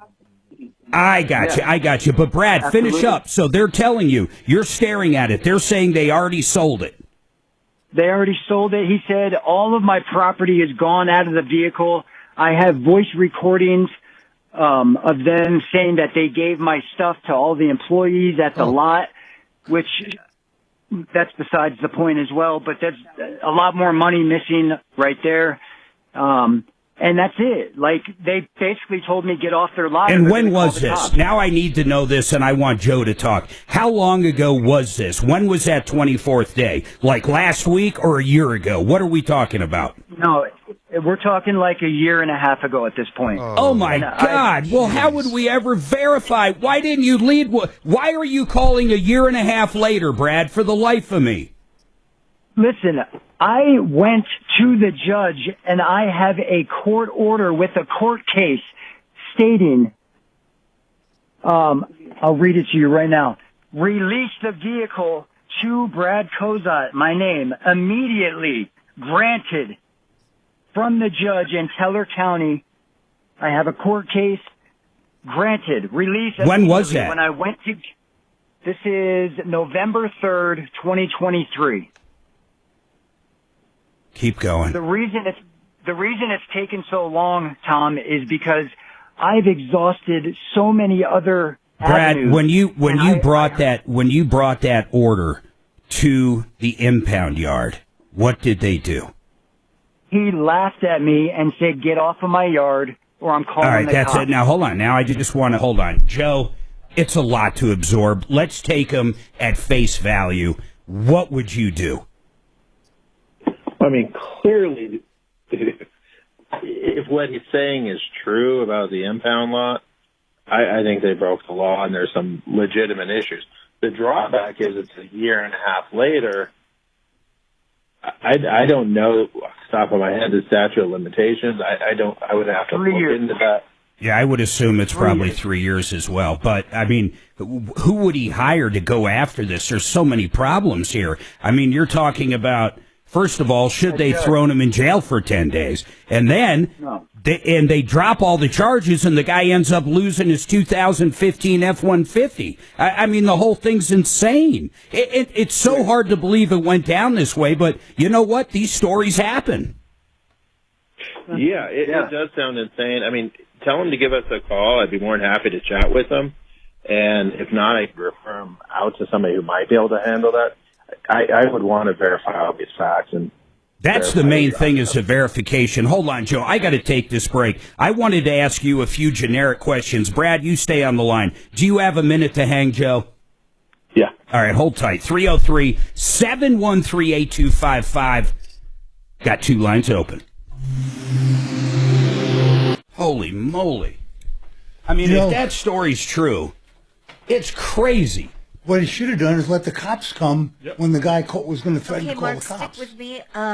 That would have been I the know best it's a thing to long wait. do. We're going to get to you as soon as Because possible. then he would have okay? showed him the court order. The cops would have enforced it, right? Yeah.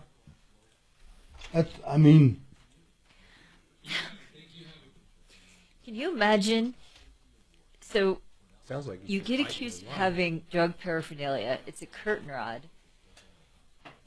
Then they. You know, I want to search your talk car, about find a Dr. wallet. Joel Cherdak. It's You know, that's where I identity got my weight loss drugs, and I couldn't be happier. I'm almost 35 pounds. We're about 5 months in. It's incredible. In fact, the first month or so were insane. I lost like 20, 25 pounds in 5-6 weeks. But now, I sat down with them last night, and they have a product. If you have issues, say with your feet for neuropathy, it hurts, maybe from diabetes or other nerve damage, they have a new stem cell therapy. And it's not just the stem cells. They actually use some PRP. They have different things they basically inject into you. But what is unbelievable to me are the results he was showing me.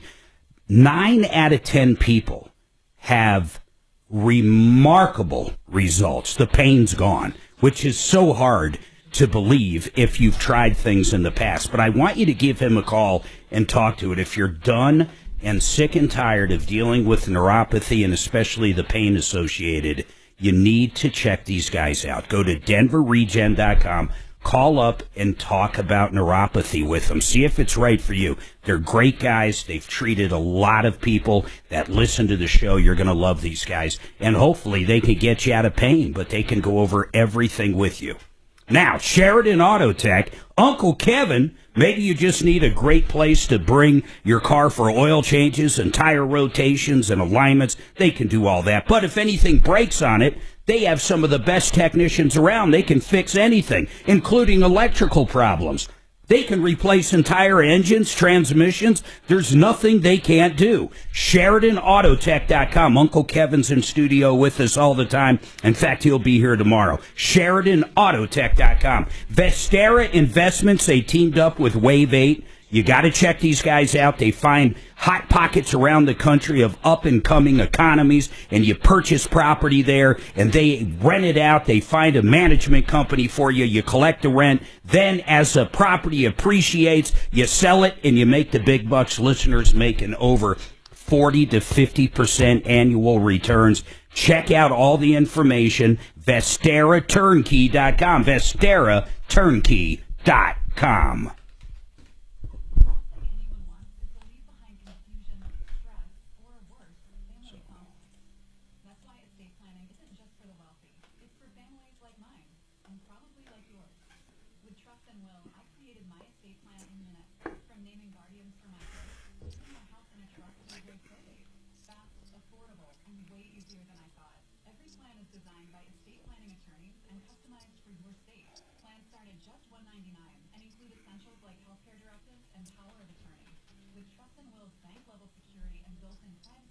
Who's bombing Tel Aviv? Well, there's a handful of characters. It's not Canada. Not yet, anyway. What do you got any specials? What do you want to push, Chris? Just we're the shower conversion, but we're doing solid walls. I'm going to ask you. We had a caller yesterday that asked about shower conversions. I'm going to tie that in with it. Yeah, it's just the Oh, hold on, 3 it's different my walls. wife. Yeah, babe.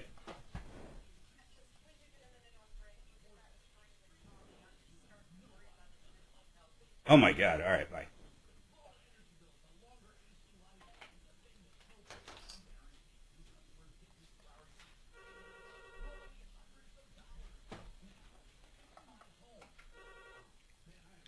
Good afternoon, Tom Martino Show.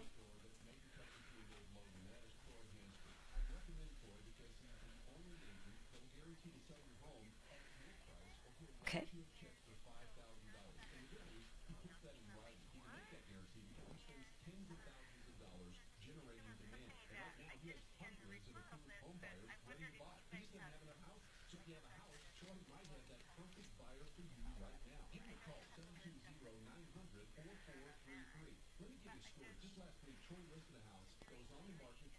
Okay, what's your name? Lark. All right, hold on for me.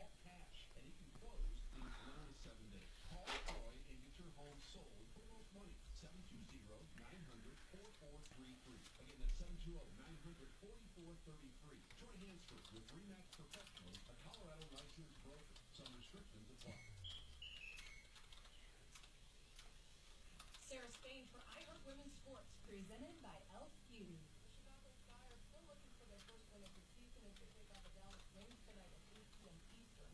And with King Black Tuesday night, I can't go number 2 anymore.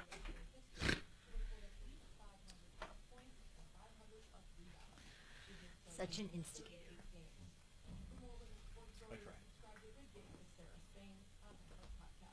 Hydrate, hydrate, hydrate with Holy Hydration Face Cream Fragrance Free from Elf Skin. The non-fizzy formula is critical loss hydration that your skin needs during and Okay. Shop elfskin.com for a firmed up bouncy complexion and clean, smooth skin all day long. Wealth K-House Studios. Trajan Wealth, your trusted local fiduciary advisors. TrajanWealth.com. All right, 303-713-8255. Hey, Joe Lazzara, he is one of the best criminal defense attorneys I have ever met. Thank God I never had to use him, so I don't want to hear the jokes out there. But I wouldn't hesitate to call Joe if I ended up in a bind. There's no doubt about it. Joe, I wanted to ask you this. We heard Brad's story, and I'm not talking about necessarily the impound yard, although I think they screwed him, and he's going to call you. In fact, Kelly, make sure we give Brad Joe's office number, and Joe will talk to him and kind of look into this and figure out what direction for Brad. But, you know, when you hear a story like that, you get pulled over because you have a temp tag on. Well, that's not supposed to happen. We all know that. What drives me crazy is I buy cars all the time. Right now, one of our cars has a temp tag on it, and I've never been pulled over because of a temp tag. So I don't know how often it happens. I'm sure it does happen. But then the guy claims, Brad claims, and I believe him. I'm not saying I don't believe him, but the guy goes, we see a meth pipe, and they go to search for the meth pipe because that would be probable cause, of course. And it turns out to be a shower rod. It's like, what the hell? And then they continue to search the vehicle, figuring they're going to find something, and they find a wallet, and apparently it's his friend's wallet that dropped it in the vehicle. He ends up getting arrested for false identity. But the friend apparently just said, no, he didn't use my name or anything. He's a friend. I dropped the wallet in the vehicle. Then, within 24 days of this happening, he spends 10 days in jail. Every charge is dismissed, according to him. And when he gets out, he can't get his vehicle back because they sold it. I mean, how often does something like that actually happen? I'm not talking about this case, but something so egregious. I mean, think about that, Joe. I mean, do you hear of real cases like that? You know, we'll come across a temporary, getting pulled over on a temporary permit or, you know, license plate, they can't read it. Those issues, those pop up a little bit more frequently. The other information, you know, the impound, the jail, charges getting dismissed, all of that. I haven't seen anything like his case in over 30. You know, I've been doing this over 30 Coming years. new to the party here, just remember when he was stopped for that temp tag was 23. Yeah, it was a long time ago. Who was ago. really caring about temp tags at that point in time in 2023? Nobody was. Because of Nobody was COVID. getting- yeah. You nothing couldn't was even going on get with a it. tag. That's a hell of a good. That's a good one, Dragon. I forgot about that. A DMV, like, if they were even open, the appointments were a million years. And, well, remember, this is Colorado Springs. I know in Denver, and I'm talking about just Denver, they would not pull you over for an out-of-date temp tag. I get it, but I don't know how Colorado Springs was. But good point. But Joe, I guess, I don't know if it's just a hard story to buy. I hate to believe that the cops are that bad, but we've all heard stories where the wrong person's been in jail or in prison and things like that have been proven time and time again. So I just really wanted your thoughts on how often. I realize it's probably pretty slim pickings, but my God, it's got to happen to somebody at some time, right? I think mistakes happen, obviously. and police officers make mistakes. Sometimes they rush to judgment. I agree with that wholeheartedly, but I think for the most part, there are a lot of really good police officers that are trying to do their job. I don't see the mistakes as often as, the news may make it sound to be. Yeah. Well, if they reported on every valid arrest, my God, it would be every second of every day. Now, of course, they got to pick out the unjust ones. I mean, that makes sense. That's a news story. Right. Yeah. And for the most part, I think the police do a really, really good job. Hey, on that same side note, if someone gets pulled over, like over Memorial Day, you probably had some people with DUIs and stuff. I've asked you this a lot. If you're coming back from somewhere and basically they ask you, hey, have you had anything to drink? What's the best answer to give? If you get pulled over for whatever and they say, hey, have you had anything to drink? I think once you admit to drinking, you open that door to the DUI investigation. So if you're impaired or you're over the legal limit, my answer would probably be no, not say anything. Yeah. Or just say none. Just say no. Yeah. Yeah. And I think one of the biggest changes we're seeing with regards to DUIs is before you used to be able to refuse. Now, a lot of these jurisdictions with the recent Supreme Court case, once you refuse, they just turn around and get a warrant, and they're drawing your blood anyway. So it doesn't matter. So even if you refuse, they basically bring you to the hospital or wherever and get them to take your blood. Yeah. Seeing that more and more often. That's pretty wild, actually. I don't even know how I think about that. I mean, but if you do deny the breathalyzer, let me ask you this. If you deny the breath or blood test from the officer, and I don't mean the roadside, I mean the one back at the station, the legit one, if you will, don't you lose your license for a year through DMV, which has nothing to do with the DUI? Is that part correct? Right. So if you refuse a chemical test, blood or breath, you're looking at a refusal. So refusal is at least a 1-year revocation. You should be eligible to reinstate after 2 months of no driving, but you're carrying that interlock for 2 years. And then what we're seeing is the police officers are marking you down as a refusal, getting the warrant, drawing your blood anyway, and using that in the criminal case. Well, that's what I was going to ask you. So if they get the warrant, get your blood, and bam, now they know your DUI based upon the toxicology coming back, can they still say, can you still lose your license for that year through the DMV here? Because even though you said you refused, even though they ended up doing it anyhow. Yeah, so that's crazy. That harsher punishment. Yeah. So to refuse in most municipalities or most counties or the state of Colorado, for that matter, speaking in general terms, is stupid. I mean, like really stupid, because you're going to be in worse trouble even if you are DUI. Hey, Joe, I have a quick question. Yeah. Do people use that as a stalling technique to hope that by the time that they get the warrant, their alcohol has been metabolized and it's below the limit? They do. And that's one advantage of that. If you're highly intoxicated, your BAC is going to go down because it could take anywhere from 30 minutes to get that warrant to several hours.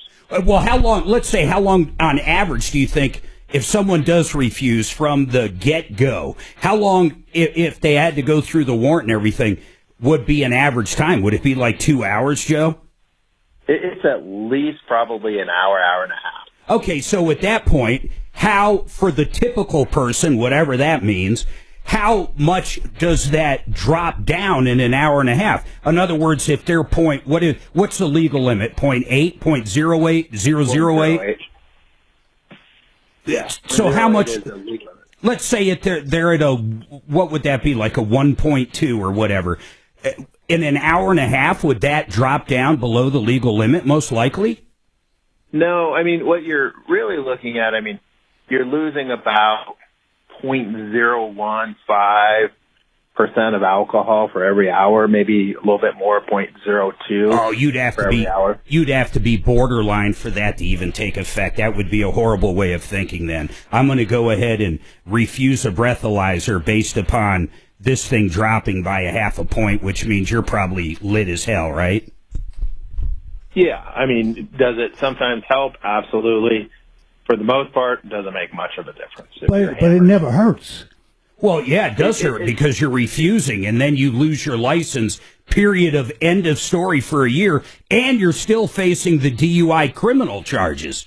That's why it hurts. So I saw somebody who refused, lost his license on the refusal, has to carry that interlock longer.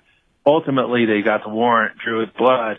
It was below the .08, so had he taken the test, he would never have had that DMV issue or loss of license. So he literally he wasn't even DUI and still lost his license for a year, and he couldn't even use an interlock, right? That's a hard lose.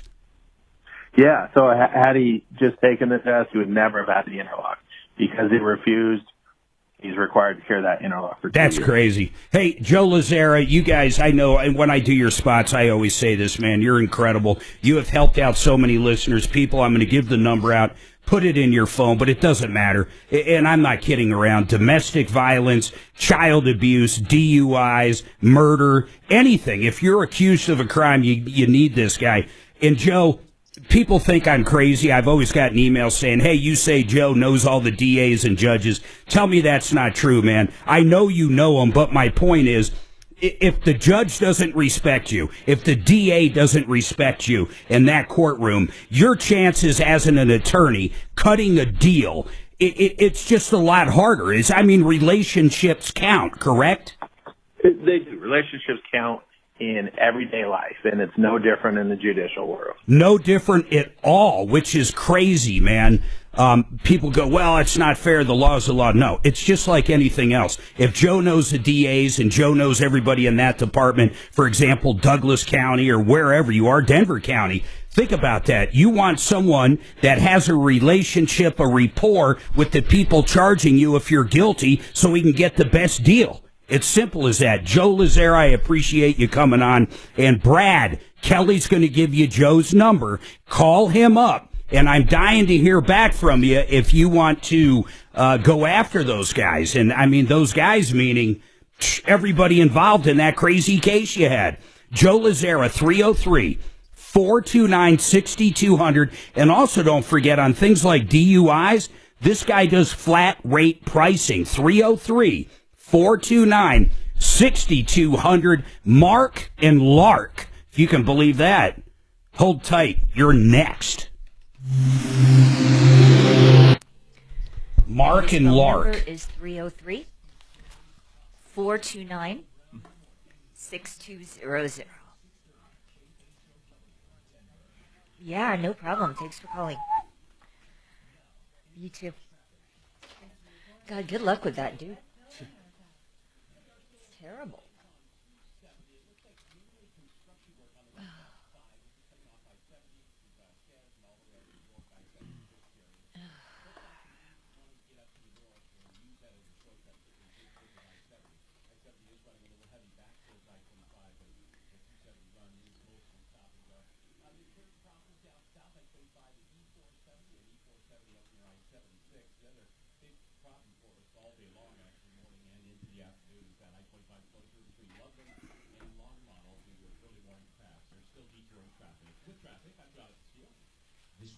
Oh, shoot. What? I forgot I got commercials.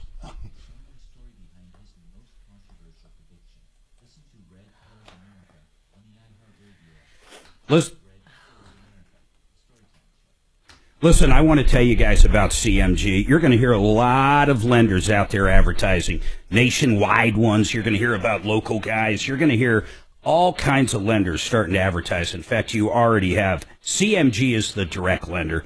These guys are the bank. These guys do $2 billion plus, up to $4 billion a month. That's billion, every month. These guys are the lender. The other people go to companies like this. These guys do reverse mortgages for less than anybody that I know of. On top of that, if you just need a traditional new purchase, a 30-year mortgage or a 15 or whatever term you want, they can do that. They're going to have the best rates. Then I'm going to say this, too. Their product, called the All-in-One Loan, is incredible. It's a 30-year line of credit on your house. That's a line of credit you can access at any time for 30 years. They can't take it away. And you can offset it by what's in the checking account. So let's say you have a small business, you owe $50,000 on that line of credit, but you have an average daily balance in your business checking account of $60, $70. You owe nothing on your mortgage, no interest, no nothing. It's an incredible product for a lot of people. It's big over in Europe. But my point is, go directly to the lender. No middlemen. Why go to someone that's going to call CMG, mark up the interest rate, and pocket the money? You call CMG. I am not kidding. Call John Clace. You ready for the phone number? 303-882-6679.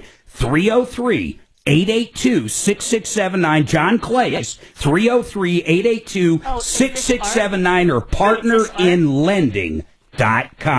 Gravina's windows, siding, doors. That's what you got to remember. And unlike a lot of companies, listen to this, Gravina's deals with over 50 manufacturers, 200 lines of windows. If you want something for a fix and flip or a $10 million house, they have it. The door they installed at our house, we had to get a new sliding door. We had some damage to the old one. It's unbelievable. The security features on it are unlike any other sliding door that I've seen. But it's the same thing. They have sliding doors starting at $2,000 and going all the way up to $5,000. It all depends on your budget and what you want. They show you all the products, give you all the options. They're a great company, and they're not tied to one manufacturer. They're tied to you, the customer. Gravinas.com. That's Gravinas.com.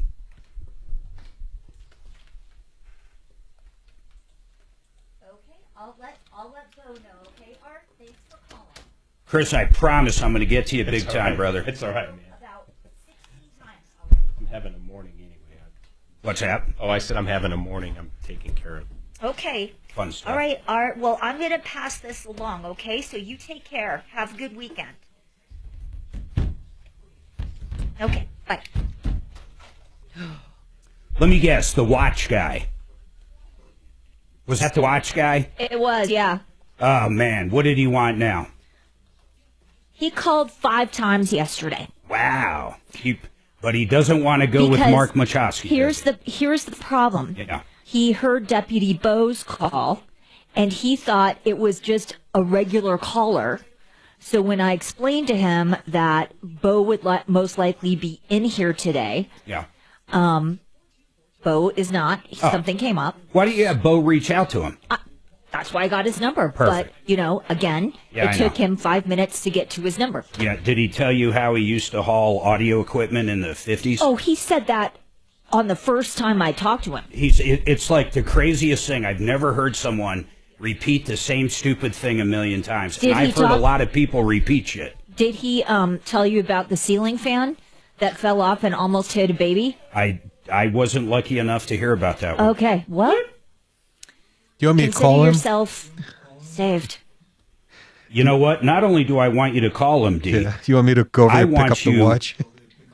I want you to go over there and pick up the watch and show him proof of insurance. Okay. Now, I'll be happy to call him and explain the process to him if you want me to. Well, I'm giving his info to Bo because he is going to try to get him involved with the National Association of Watch and Clock Makers. Oh, that's good. Yeah, because they have a local chapter here in Denver that he's a member of. I heard they are big-time partiers over there, too. I heard those parties get wild as hell. It's like another Shotgun Willie's over there. You should see the ladies. Hey, Dimitri. Yeah. I don't know why I had blinders on. I called Nancy. Oh, good. So thanks for this. For some reason, I thought I had to wait till after the show, but you're right. I called her. So good. We're good. That was very nice of you. Thank you. Thank you. Thank you, Doc. You know, Art is going to run out of time. If his house is in foreclosure, he's not going to sell the watch overnight. The whole story's crazy. The whole story's crazy. I've always wondered, like, how many callers completely fabricate? Meaning, like, the entire thing is just made up. I would assume not many. It's probably always based on something, but there's people out there that just call in. have the crazies that see bugs in dirt Yeah. flecks. So Yeah, but they really think they see it. True, but there's no real problem. Not to No. say that. But we always have to get the rest of the story. I called.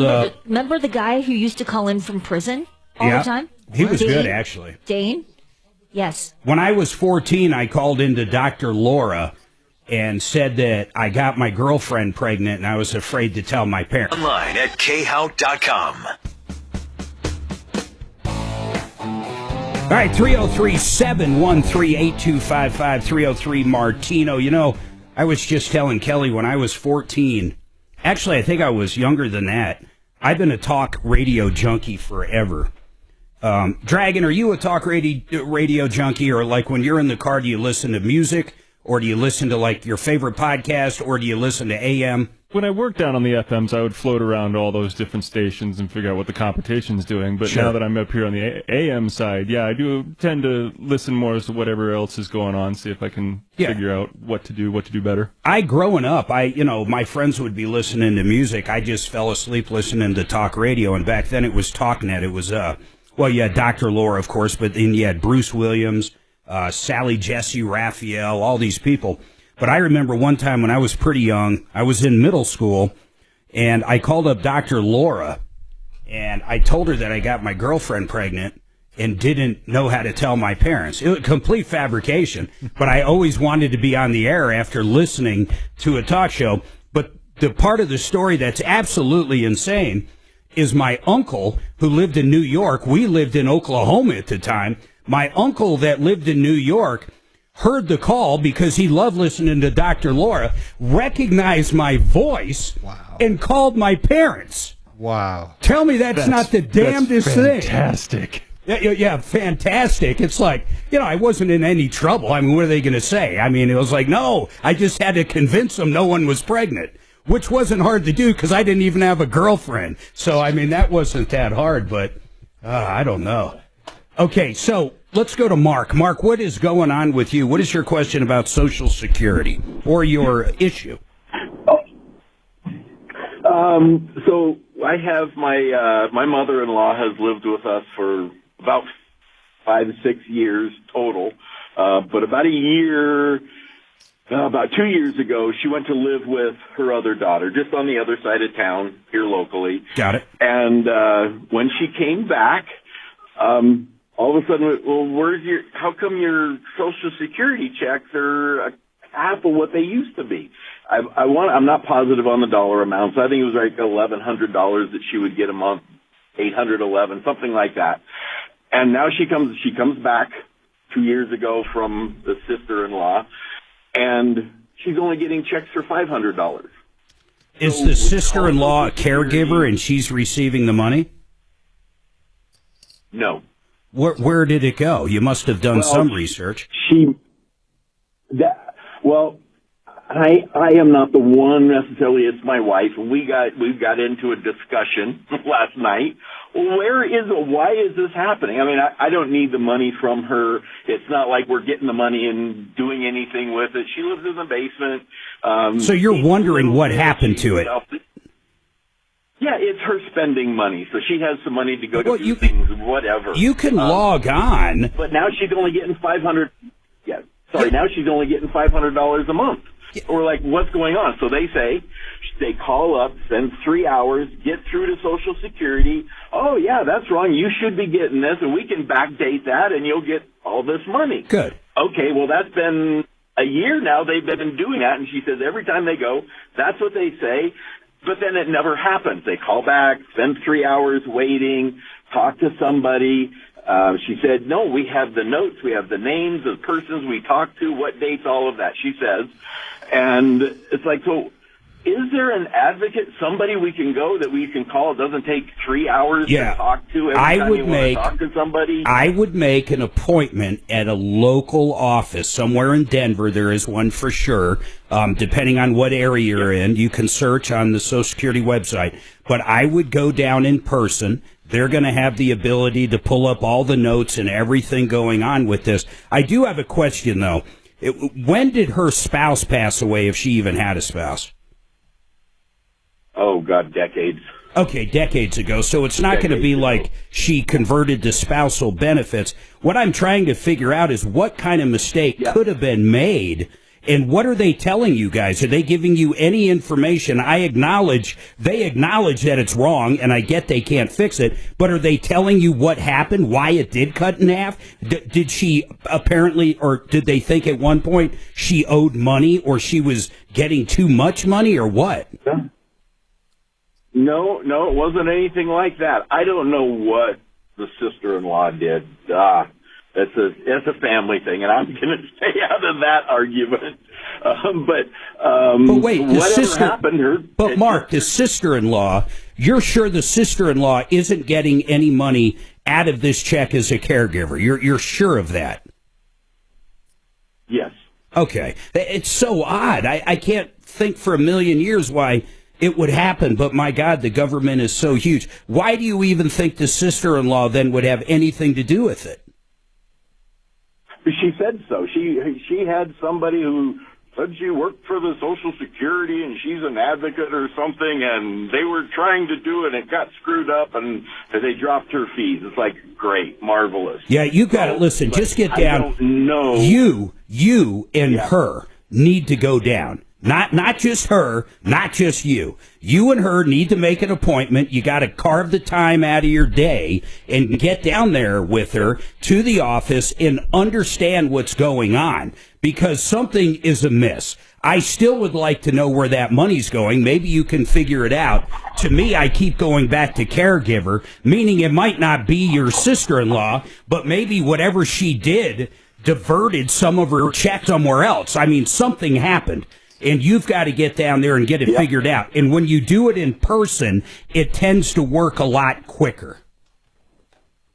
Yeah, that's what I had said. That was the end of the, air quote, discussion we had last night. Well, then make the bloody appointment and let's go down there. She said it's going to take 1 to 2 months. I said, well, it'll take forever if you never set up from 1 month from now. Anyway, I digress from that. So that's what you got to do. And when you're down there, you can ask about a true advocate if you need one. I have a feeling you don't need one, just based on what you told me. They just got to correct something in the system.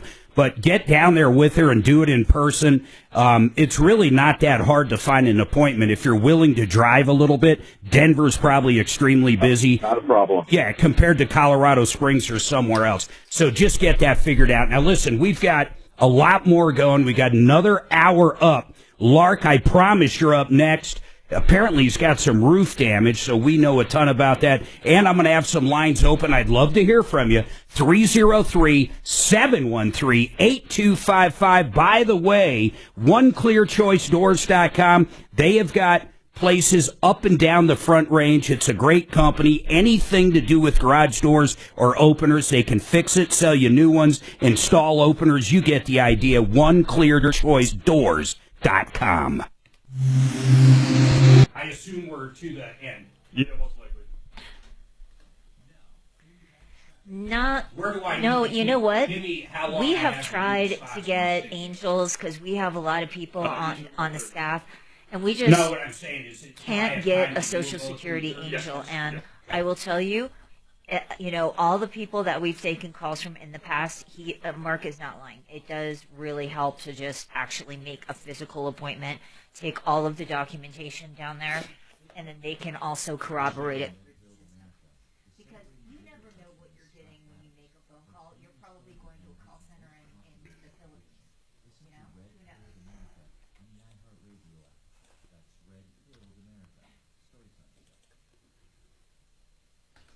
All right, I need to tell you about Fix It 24/7 and their second opinion. If someone's given you an opinion on repairing your air conditioner or furnace and it seems outrageous, free second opinion. If someone gave you an estimate or a quote on a new system and it seems, 15, 20,000, something outrageous, they'll give you a free second opinion. Please do not just take it from one company on pricing when it comes to home services. It's crazy. I've seen water heaters from $2,000 up to $5,000 for the same product. I've seen furnaces that one company quotes $20,000 for a new system being sold by other ones for $12,000. These guys will do a free second opinion, not even a trip charge. Check them out at fixmyhome.com. That goes for all those things. Fixmyhome.com. Brad O'Brien, this guy's great. Maybe you're an unmarried couple buying a house together, or you're looking at leasing a commercial property, or maybe you're a landlord and need someone to actually look and make sure your lease is up to snuff. Anything to do, residential or commercial, when it comes to real estate, O'Brien Legal Services. OLSlaw.com. OLSlaw.com. Brought him up.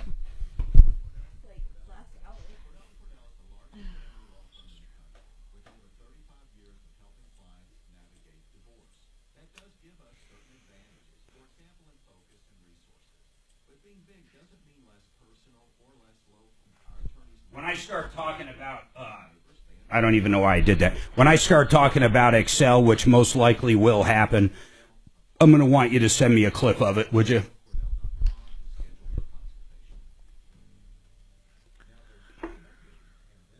And are we right up against?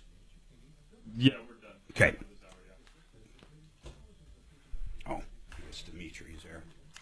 Dimitri. Hey, Mark, I'll be in the studio tomorrow because Suze... Hey, Mark, I'll be in the studio tomorrow. Oh, Who do boy, I listen sound to the like? delay. Listen to that. Oh, my God. It's Tom.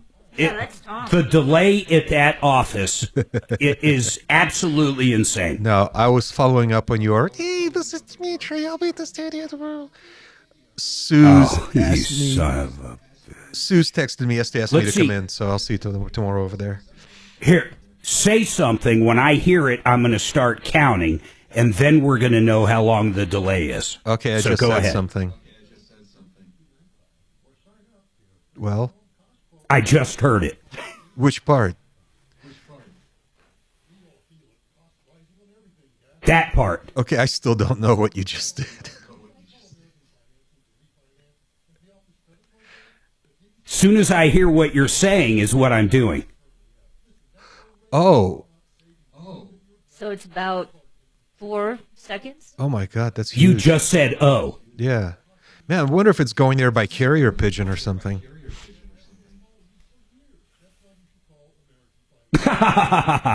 Carrier pigeon. Smoke signals.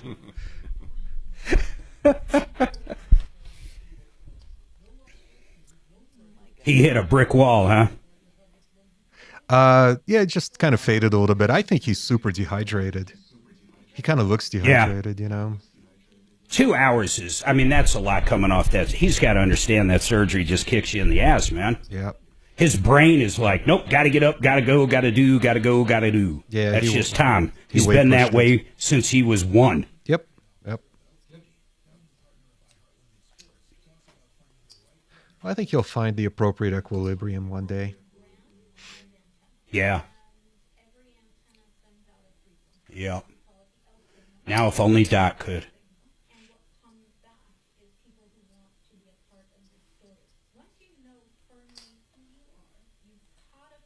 Hey, when are the You got some questions on, get some questions on bathrooms in your brain. Who, me?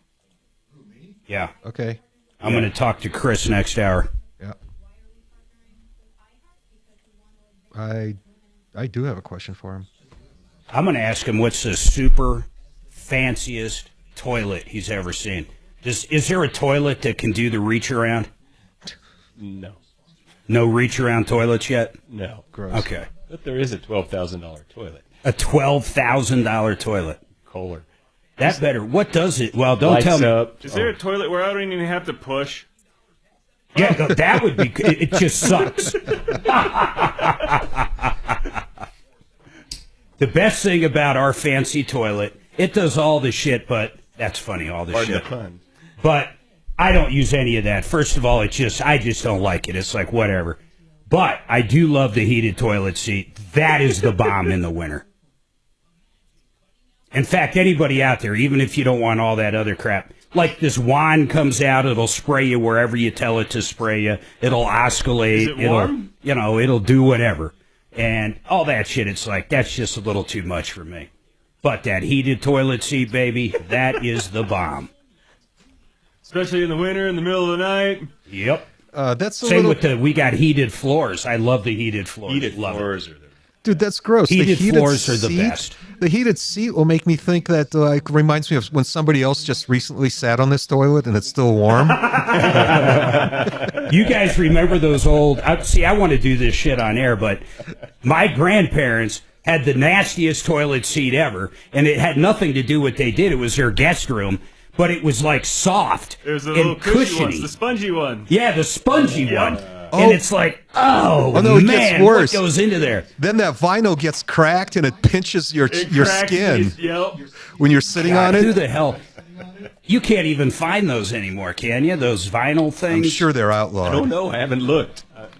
They're probably still there. They're illegal. Yeah. The Biden administration got rid of them. It's bad for the global warming. Yeah, those were crazy bad. My grandparents had one of those. I didn't even like it as a kid. I'd be like, ugh.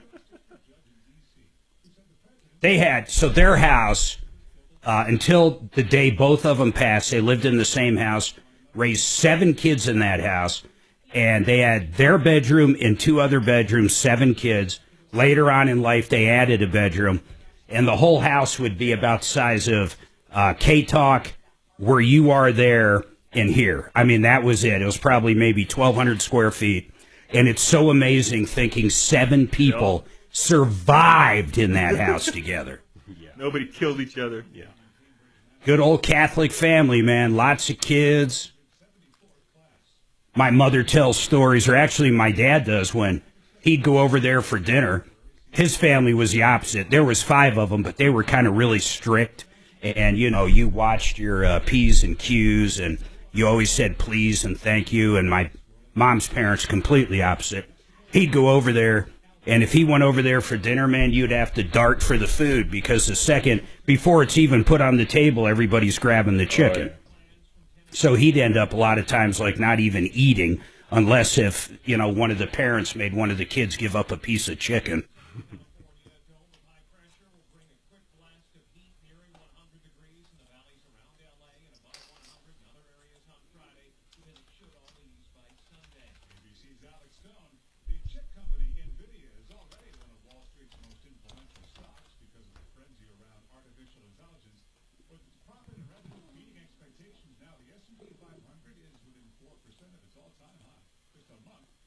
What's the last concert you saw, Chris?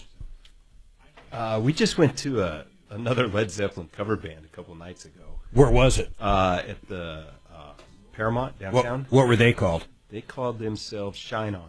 Was it good? It was pretty good. It was sort of they were good musicians. The keyboard guy was a little weak, but everybody else was solid. And did a laser show.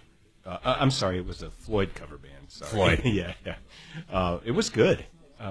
We're going to Brit Floyd next week. I'd like to see Brit Floyd. Yeah, Brit Floyd's really worth going to. Yeah, I saw them once, Pink Floyd, in Philadelphia when I was probably, I want to say 15. Yeah, I can't go number 2 anymore. I keep telling her to try to get him on, but he never answers. And then Coldplay will be pretty cool. We'll see. Coldplay will be good. I bought I bought 8 tickets, 2 parking passes. I sold 6 tickets and 2 parking passes for $14,000. We kept 2 tickets, and I spent $5,000 on them. Wow. So I made $9,000, and we're going to the concert. That's pretty damn good. You do that all the time. I do it all the time. Do you buy them as soon as they come on the market, Mark?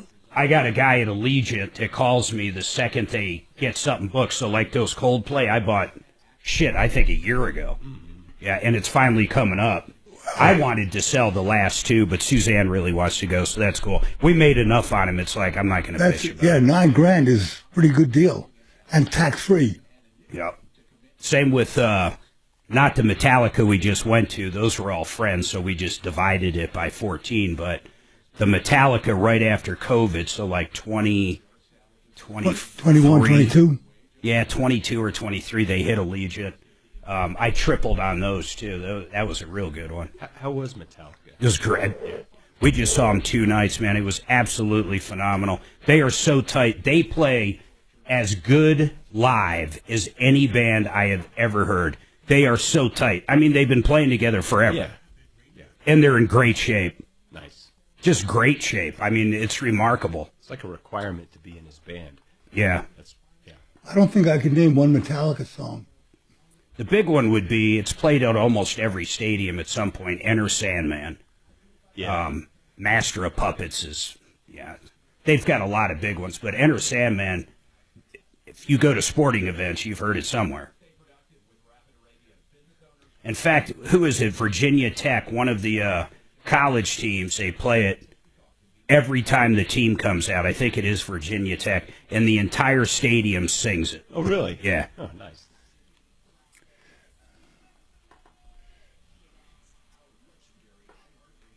Yeah, Metallica's probably been. Well, we just saw George Strait, too. That was pretty good. Oh, yeah, that would be good. Garth Brooks was incredible. Did you see him in Vegas? Yeah. He was at Caesars. George Strait was Allegiant. I did great on those tickets, too, man. Extremely good. The only one that I got nervous on, I sold that we weren't going to go. We just simply weren't going to go to the concert. We never had an intention of it. But what happened was, the last day, I sold 6 out of 8, or maybe it was 2 out of 4. I think I only bought 4. So I had 2 sold, and I had them, I was like $400 from break even. So I had to get the other 2 sold, then I would have made about $2,000. And it was Beyonce. I had to lower the ticket price the day of, and I sold it and basically ended up making $200, but I thought I was going to lose my ass. Well, who wants to see Beyonce sing country That's music? where I kind of like Coldplay, I wouldn't have bought them if it wasn't for Suzanne. Right. She's like, it's going to be huge. And she was right. In fact, we sold the 6 of them we sold 4 of them probably 2.5 months ago, which is crazy. Usually you sell them the week of. Right. And then the last 2 that we sold was over 3 or 4 weeks ago.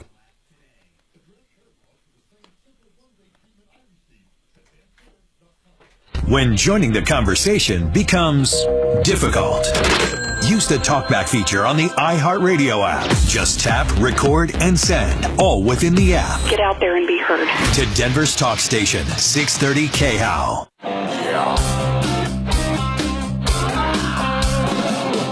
Ripped off, bad news. You need advice so you don't have to lose.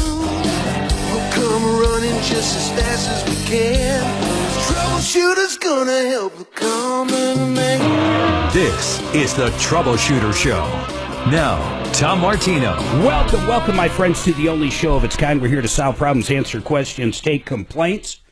If you have a problem in your life, we have attorneys standing by. We have contractors, good ones standing by, like Chris Console sitting next to me. He's the owner of DiscountBath.com, and I'm going to quiz him on some stuff going on. On top of that, maybe you got a bad landlord. We've had questions like that quite a bit this time, or a bad tenant. The bottom line is, if you got a problem, we're here to help. We've recouped over $300 million. In fact, I got to start saying $400 million.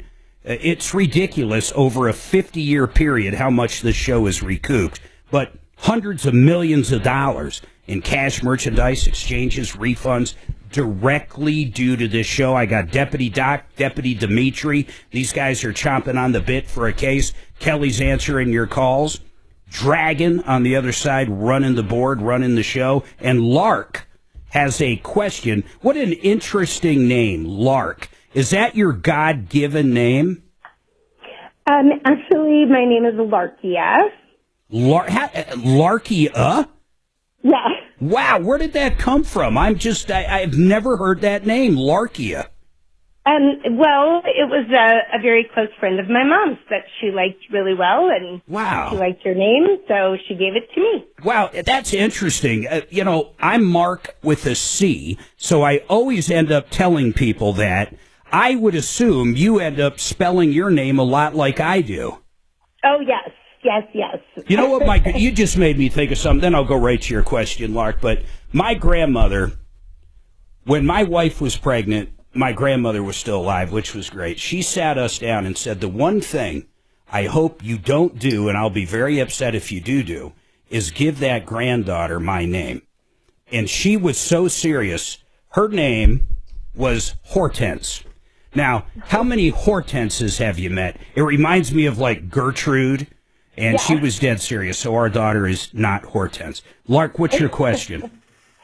Well, the storm that came through down just a little south and west of Castle Rock on Sunday, Yeah. we got some pretty good hail. Oh, it's crazy.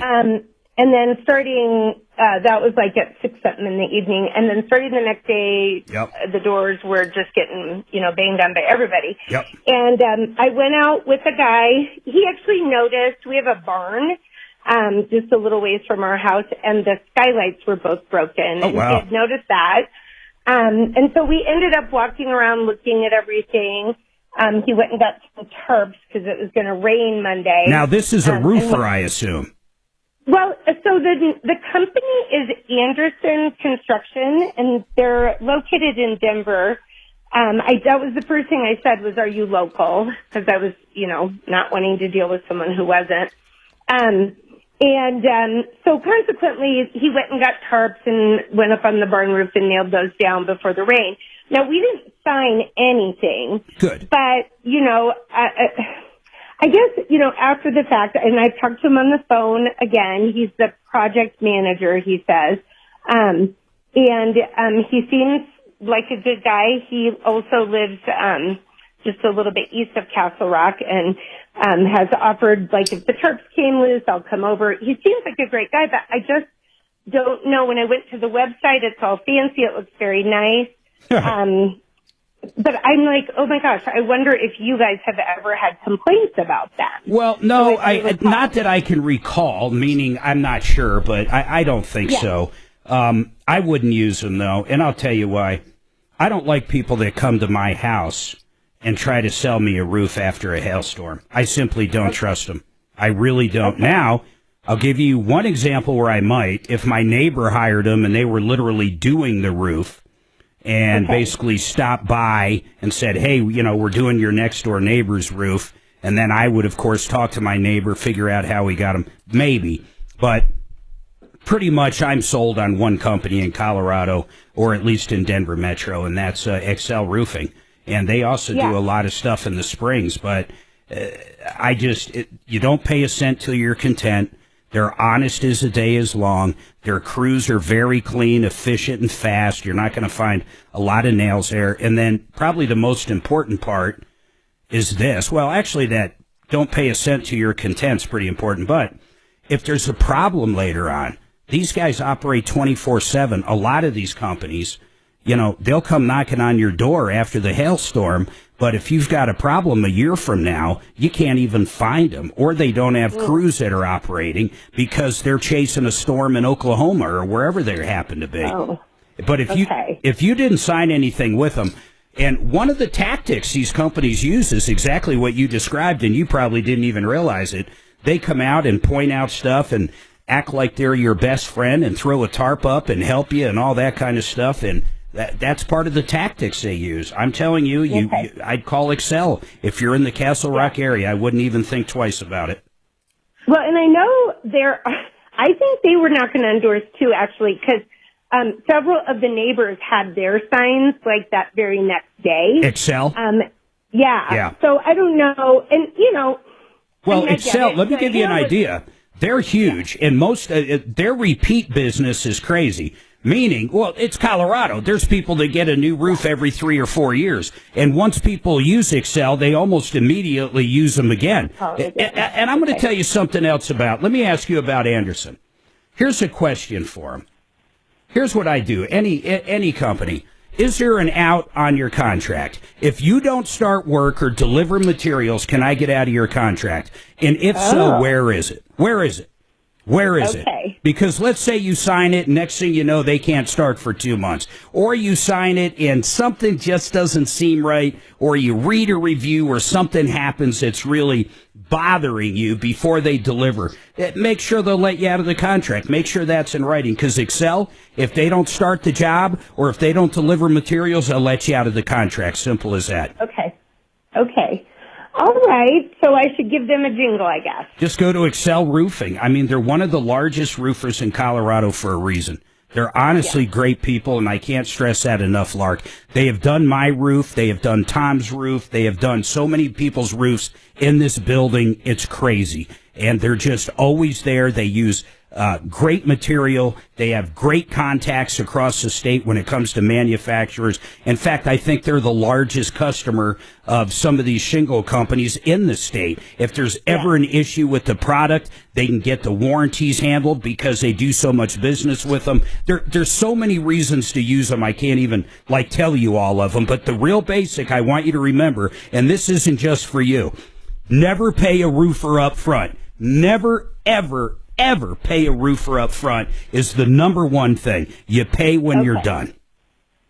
Nothing before they're done. Nothing before they're done. They did say they took the actual cash value when the insurance brings that in. They take that before. Yeah, they take that before they probably even order materials. How do you know that doesn't? And I'm not saying Anderson does this. That's not my point. But I know a lot of roofers do this. They take that money to finish another job that they already spent that money on because they took that money to spend on another job that they already spent that money on. Yeah. You realize that salesperson that knocked on your door, the second you sign that contract, what happens is they get paid. The second that person signs that contract, if Anderson's like a lot of these other companies, they get their commission, their cut. I don't know if it's 10%. I don't know. Whatever it is what it is. So that's why most companies will never let you out of the contract because they already paid that salesperson. Oh, okay. And then the other question I had real quick too is, so Allstate's our insurance, and the inspector is coming Sunday. Boy, I wish you called Excel, but you said you had a cracked skylight, so I get it. But go ahead. So is that a problem though if there isn't a representative to be here to do that?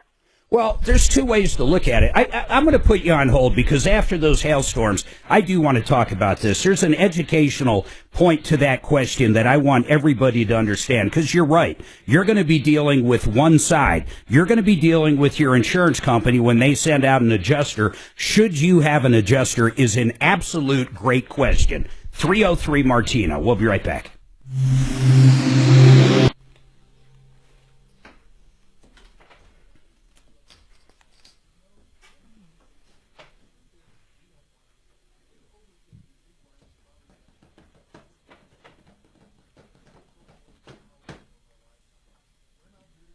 Skylights are a bitch. Mm-hmm.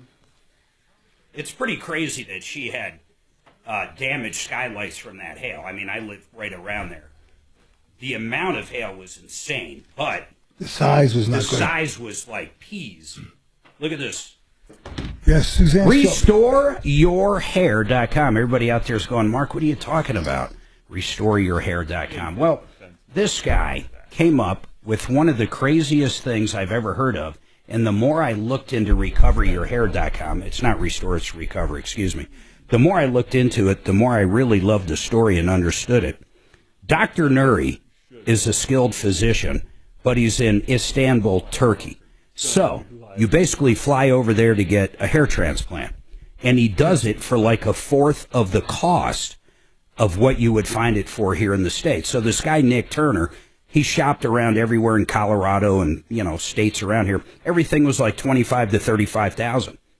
He was looking at about $29,000 for that treatment, that hair transplant here. So we found this guy from a friend, Dr. Nuri, and sure enough, he flew out there. He says his staff is unbelievable. They're very professional. He said the aftercare is world class, and Dr. Nuri's the best. He had the transplant. Everything worked great. He's got a great head of hair. And he said, you know what? I'm going to start telling other people about it. They can't afford these hair transplants. So think about this. For $7,000, right around there, not only do you fly out, get the hair transplant, but on top of that, he looks at it as a fun trip. A couple days before the transplant, you can check out the town, and then you stay a couple days after, and then you fly home. You got a new head of hair. Ask the questions. Check it out. RecoverYourHair.com. RecoverYourHair.com. It worked for me. What's that? It worked for me. Yeah, right. It'd be that'd be a pretty good deal.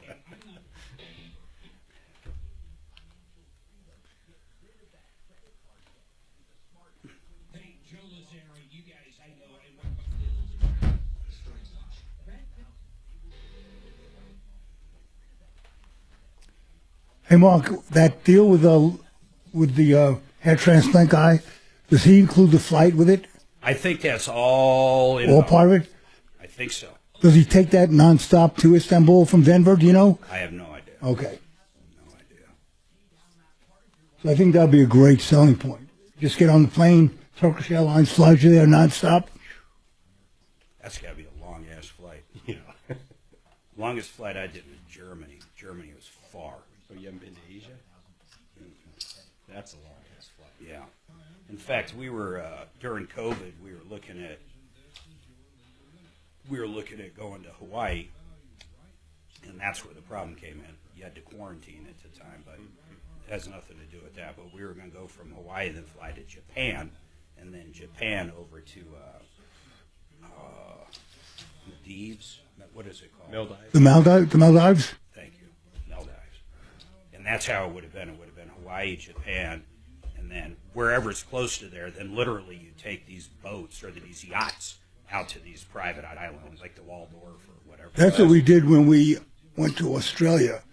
We landed in Sydney. We took a boat out to this private island where the resort was the whole island. Yep, that's what. And we had made arrangements to have, you can take a helicopter out to some place on the barrier reef to have a dive shop and a landing platform. So, and we were big divers at the time, so we booked everything. It rained for 4 straight days. Oh no! So we never got to. That sucks. Fortunately, it didn't cost us anything, but there was nothing. But we had gone diving and other places quite a bit, so it wasn't that bad. We were at a luxury RV resort, and golf was part of it. They had their own private golf course. Where was this? Place was insane. Hold on, though. So it rained from the day we pulled in to the day we left. Where was this, Mark? We didn't get to golf once. It was in North Carolina, and it's called, it's Lake Toxaway. Lake Toxaway RV Resort. It's absolutely the nicest RV resort I've ever been to. In fact, the guy on the top of the hill sold his rocket engine company to Elon Musk, Wow. which is now, of course, Yeah. SpaceX.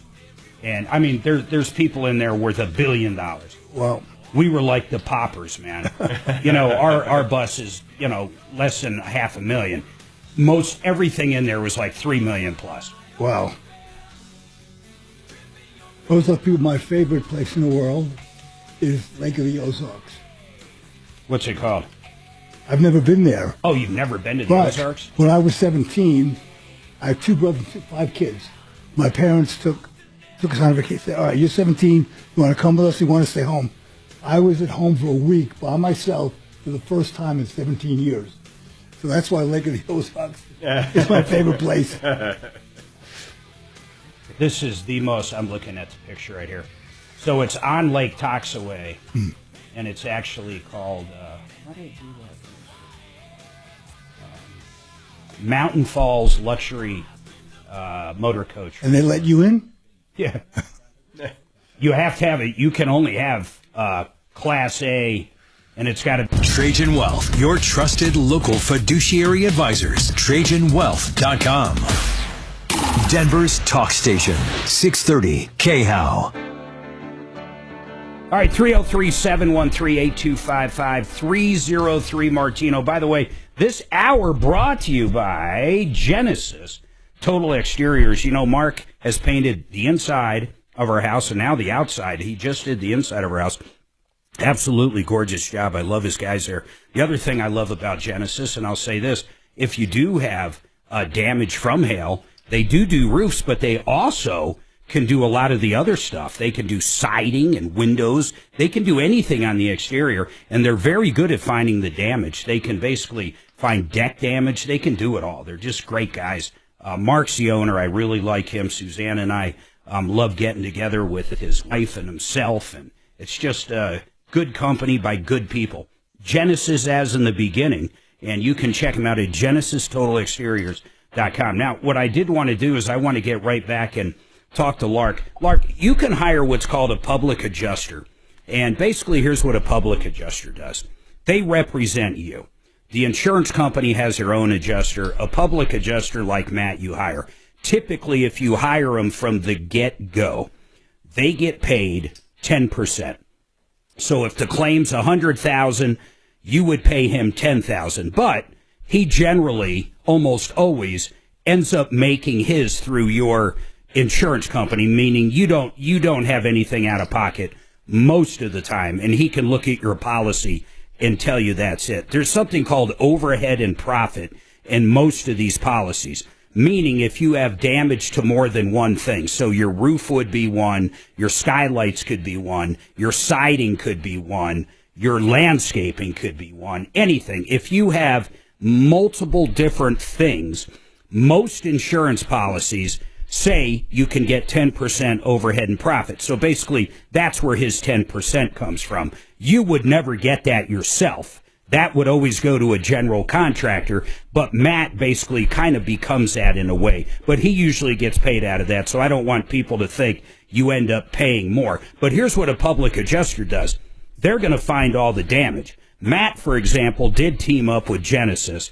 And between Genesis, the construction company that I just did a commercial for, and Matt, they go out and they find everything. I mean, they look at the roof, they look at the gutters, they look at the outbuildings, they look at the siding, they look at the deck, they look at the landscaping, they look at the cement, they look at any possible thing. And one of the big ones insurance companies hate, absolutely hate, is windows.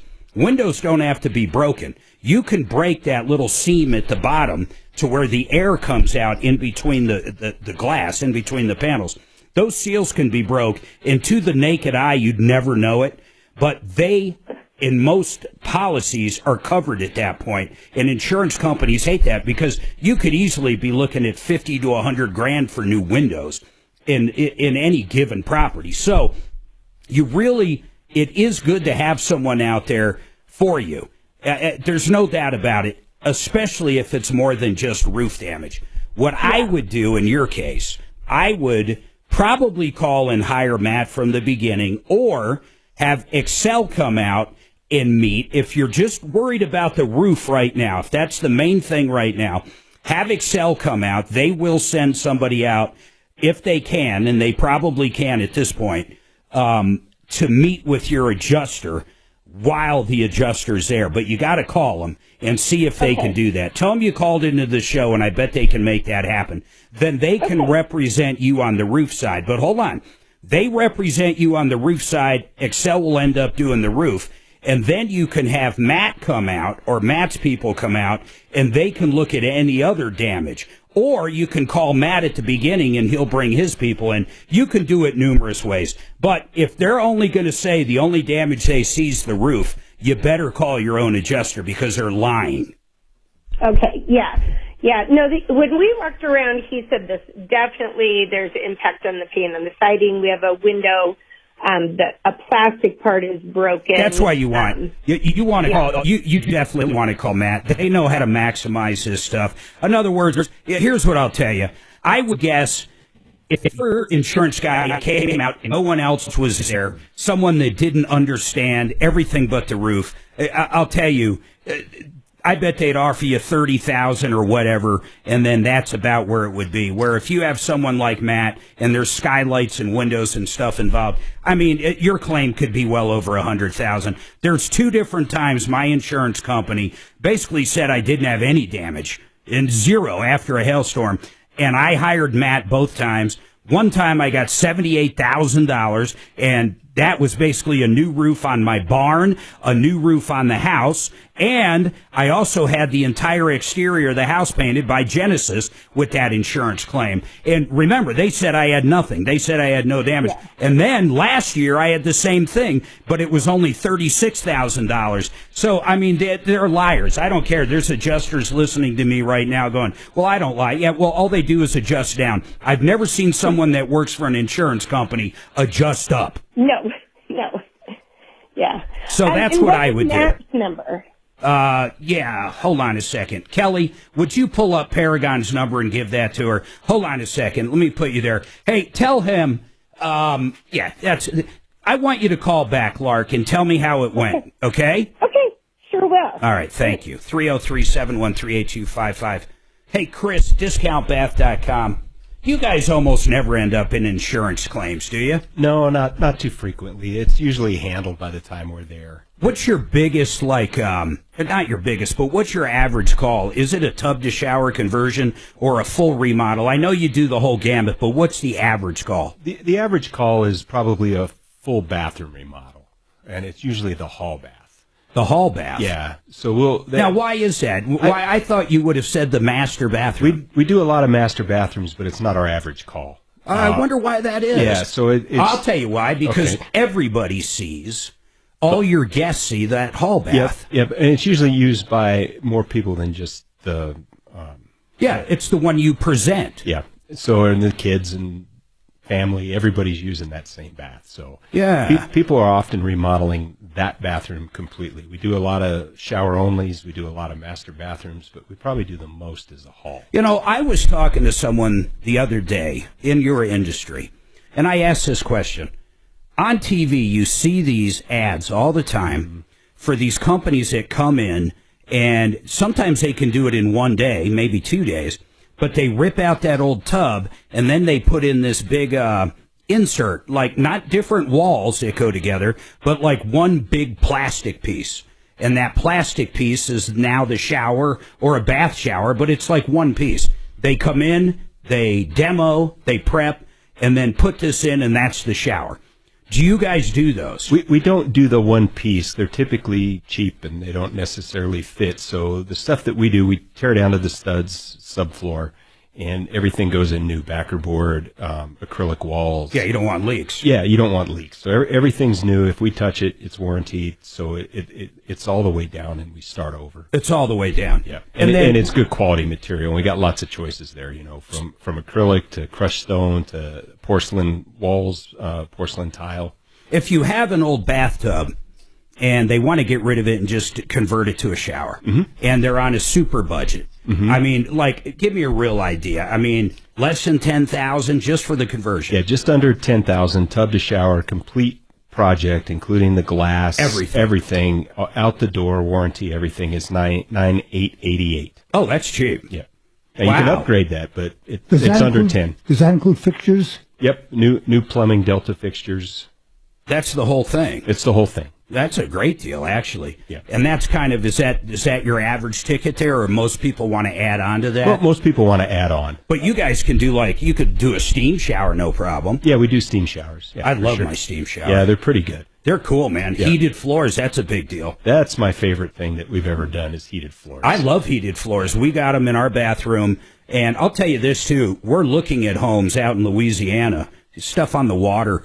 And I got to say something, man. When we look at a master bathroom that has that steam shower, it has the big kind of California-style closet, and it has the fancy toilet, it really makes all the difference. I mean, it's amazing what an upgraded bathroom and an upgraded kitchen, but an upgraded master bathroom is crazy. It can take away, or you tend to forgive the other stuff that hasn't been upgraded. Because that bathroom, especially the master, honestly, you spend more time in that master bedroom and bathroom than any other room. Yeah, maybe the kitchen, but those are the two best improvements you can do inside the house. Yep. I mean, really, the steam shower, it's like having a spa, man. Yeah, it's just in the your coolest. Home. Yep. And that's really cool, but you guys can do all that. When you guys were out at my house, who was that guy I met? I really liked Steven. him. Is he still there? Yeah, he's a business partner. Oh, excellent. Yep. Steven is the coolest. So if you call these guys up, I don't know if it's always Steven that comes out, but you know what? Tell him you want Steven. Yeah. Yeah. So he comes out, and he is so good with ideas. It's like, well, look where that shower is there. If you wanted to move it over here where this big bathtub is, we could put the shower there. You'd actually end up with a bigger, more badass shower.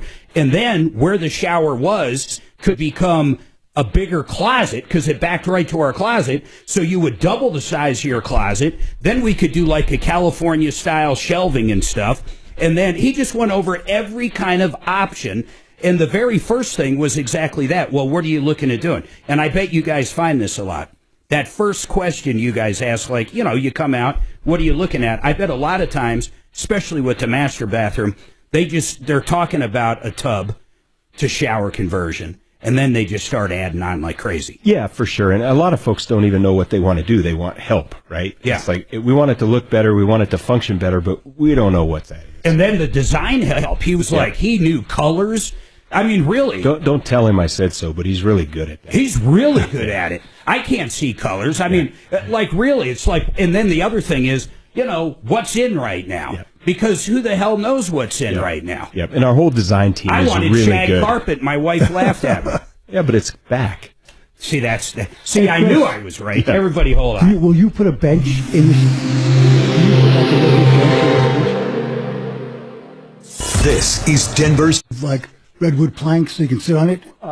It's teak, but Well, teak, yeah. yeah, you could do teak, but you're better off with not teak. Ours is what? Ours is with teak. not teak. I mean, Ours is teak, but it's not built in. I did not want a built-in one. I'm a fan of not built in. Yep. Oh, you mean just have a bench that you can move in and out? Yeah, Yeah, and it's teak. yeah. Okay. And if you're going to do it, that's the way. If you're going to build one in, I wouldn't do teak either, because eventually it's wood. Yeah. So you want to tile it or do some sort of solid surface or stone on it.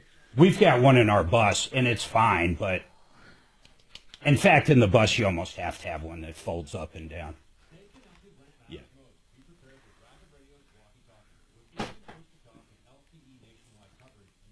No, I don't like them. I just saw it as a point of failure. I don't care what it is. We could have a house sitter that weighs 500 pounds, and they just toast it. Yeah.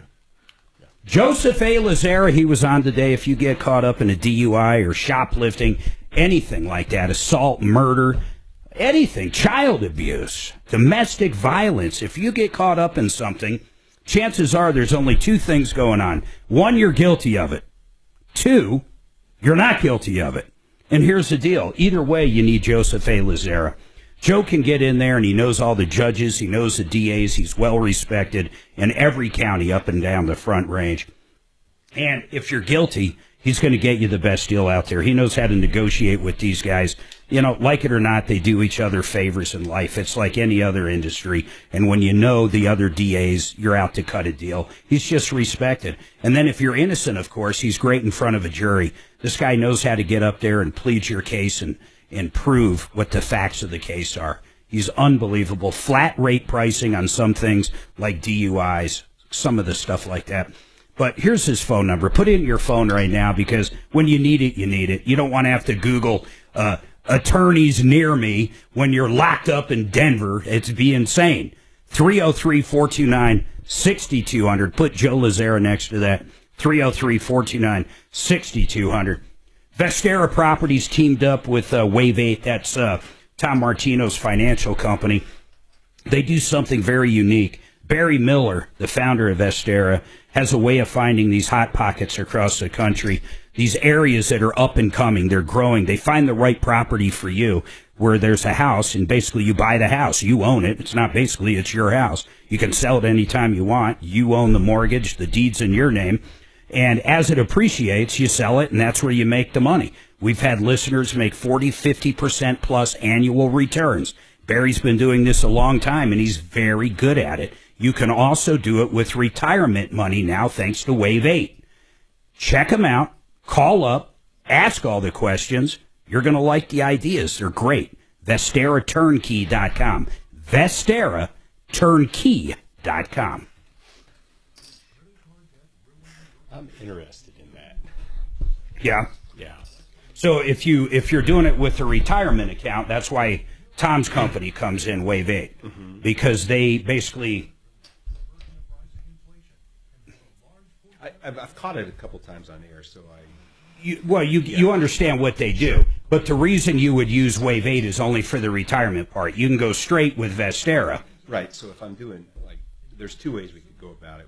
We could roll some retirement accounts into it, or It has to be through Wave 8 to do it that way. And then the other way would be, I've got a rental in the Pinery. It's an Airbnb, and I've been seriously thinking about selling it and rolling that money into Yeah, you should. else. Yeah, he'll never own anything in Colorado with Barry right now. Yeah. Maybe eventually he'll switch to here. At some point it'll come back after the Dems destroy it. But. Yeah. Well, it's not just that. It's literally we're at the top of the property. Right. I mean, it's insane. Yeah. But he does have a knack for it. They just did a neighborhood I think he bought I don't know how many people are involved, but I think 10 or 15 homes, and it's a brand new neighborhood.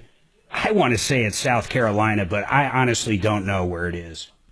Yeah, I need to look into that. I keep writing it down, but I haven't done it yet. Basically, you have to have, and it's not a fiduciary, but the reason you have to have someone like Wave 8 when it's retirement money, because you have to have a arm's length transaction. Correct. And that's where they come in. Yep. So you want to hear my golf story? Yeah. So this was quite a few years ago, but we flew into Mexico just to golf, right? Really? Puerto Vallarta, me and some friends. My bags went to Las Vegas. Oh, shit. My clubs and my bags. The day In Las Vegas. In Las Vegas. The day that we're leaving, my bags show up. Oh, man, did you miss them? Yeah, I know. I caught them. Okay. So I'm checking in. I can't remember. I think it was Mexico Air or something like that. And she says, "Sir, where are you going today?" I said, "Denver." She said, "Okay." I said, "But I'd like my bags to go to Las Vegas." And she said, "Sir, we can't do that." I said, "You did it 3 days ago when I flew your airline." She wasn't real happy with me. I went on a golf vacation to North Carolina with my then girlfriend. Uh-huh. They lost our bags. So Southwest said, you can replace everything except your golf clubs. So we went to the store. We bought balls and hats and shoes and golf outfits. Everything was paid for. And then we rented clubs for 2 days. But they were so good about that. We sent them the receipt. Yeah. And we got a check within 2 weeks. Yeah. That's incredible. I got $50 to survive for a week. It was horrible. I had a pair of swim trunks. It was some off. Mexican Air. Yeah, Mexican Air. Because like the Southwest said, pay for this. I said, it's a golf vacation, and all our stuff was in our golf bags, and they paid for it. It was incredible. Yeah, that's awesome. Well, the airline I'm flying tomorrow, if they lose my bags, there's trouble. Hey, it's a little 8-seater, and if it's they going lose your from, bags, you might be with them. You bring your bags. There's no luggage check that I know of. They used to have, you could buy life insurance at the airport for one flight. Can we do that with you, Mark? Jeez. I'll pay for it. I think they still do that. What time are you flying tomorrow? What's that? What time are you flying tomorrow? We're going to leave here probably around 1 o'clock. Tom will finish the show, and she'll drop me at the airport. The flight's at 4. It's weird, though, man. I've never been to that section of the airport. I want to say I don't remember where it's at. RSVP at DenverSM@iHeartMedia.com. Need a new roof? Call Excel Roofing, 303-761-6400.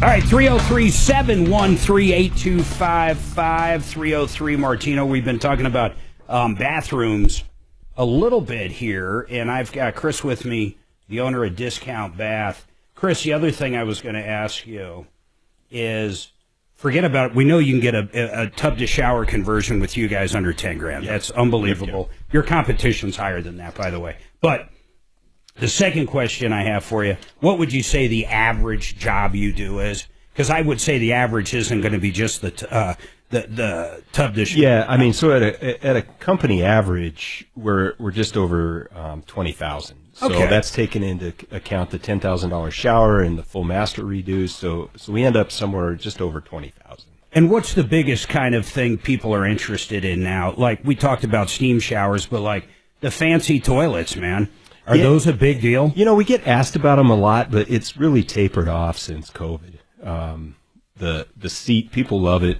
We were talking off air a little while ago. There is a $12,000 toilet out there. It plays music and lights and everything. $12,000? Yeah, it literally is. Kohler makes it. I saw it at a show, but we've never put one of those in. I mean, my goodness. So, I mean, like, when I think of one, I'm trying to think of the brand we have, but it was like the seat in the toilet. It's Kohler. Yeah. And I want to say it was like $1,500, man. Not installed. They're a great accessory to have in your house. But it oscillates. You hit different buttons. You program the wand that comes out. And then the heated toilet seat's the main thing. Yep. All you got to do is run electrical into the water closet area, and it's got some way of like getting rid of a smell too. I don't even know how it does that. Is there like a filter built in? Yeah, I don't know. How about bidets? You guys do that? Well, that's what That's what all these it's are. a bidet? Okay. Yeah. Well, it's not like it's not a separate bidet. It's part of your toilet. Do you ever do separate bidets anymore? No. I don't even think I've seen one in a hotel for years. No, I haven't either. They're generally, if it's a really fancy hotel, it's more of what we're talking about. I have not seen a standalone bidet. I can't even remember the last time. Yeah, me either. They were big in Europe, I think, before here. Yeah, even overseas, I don't think they're around that much anymore.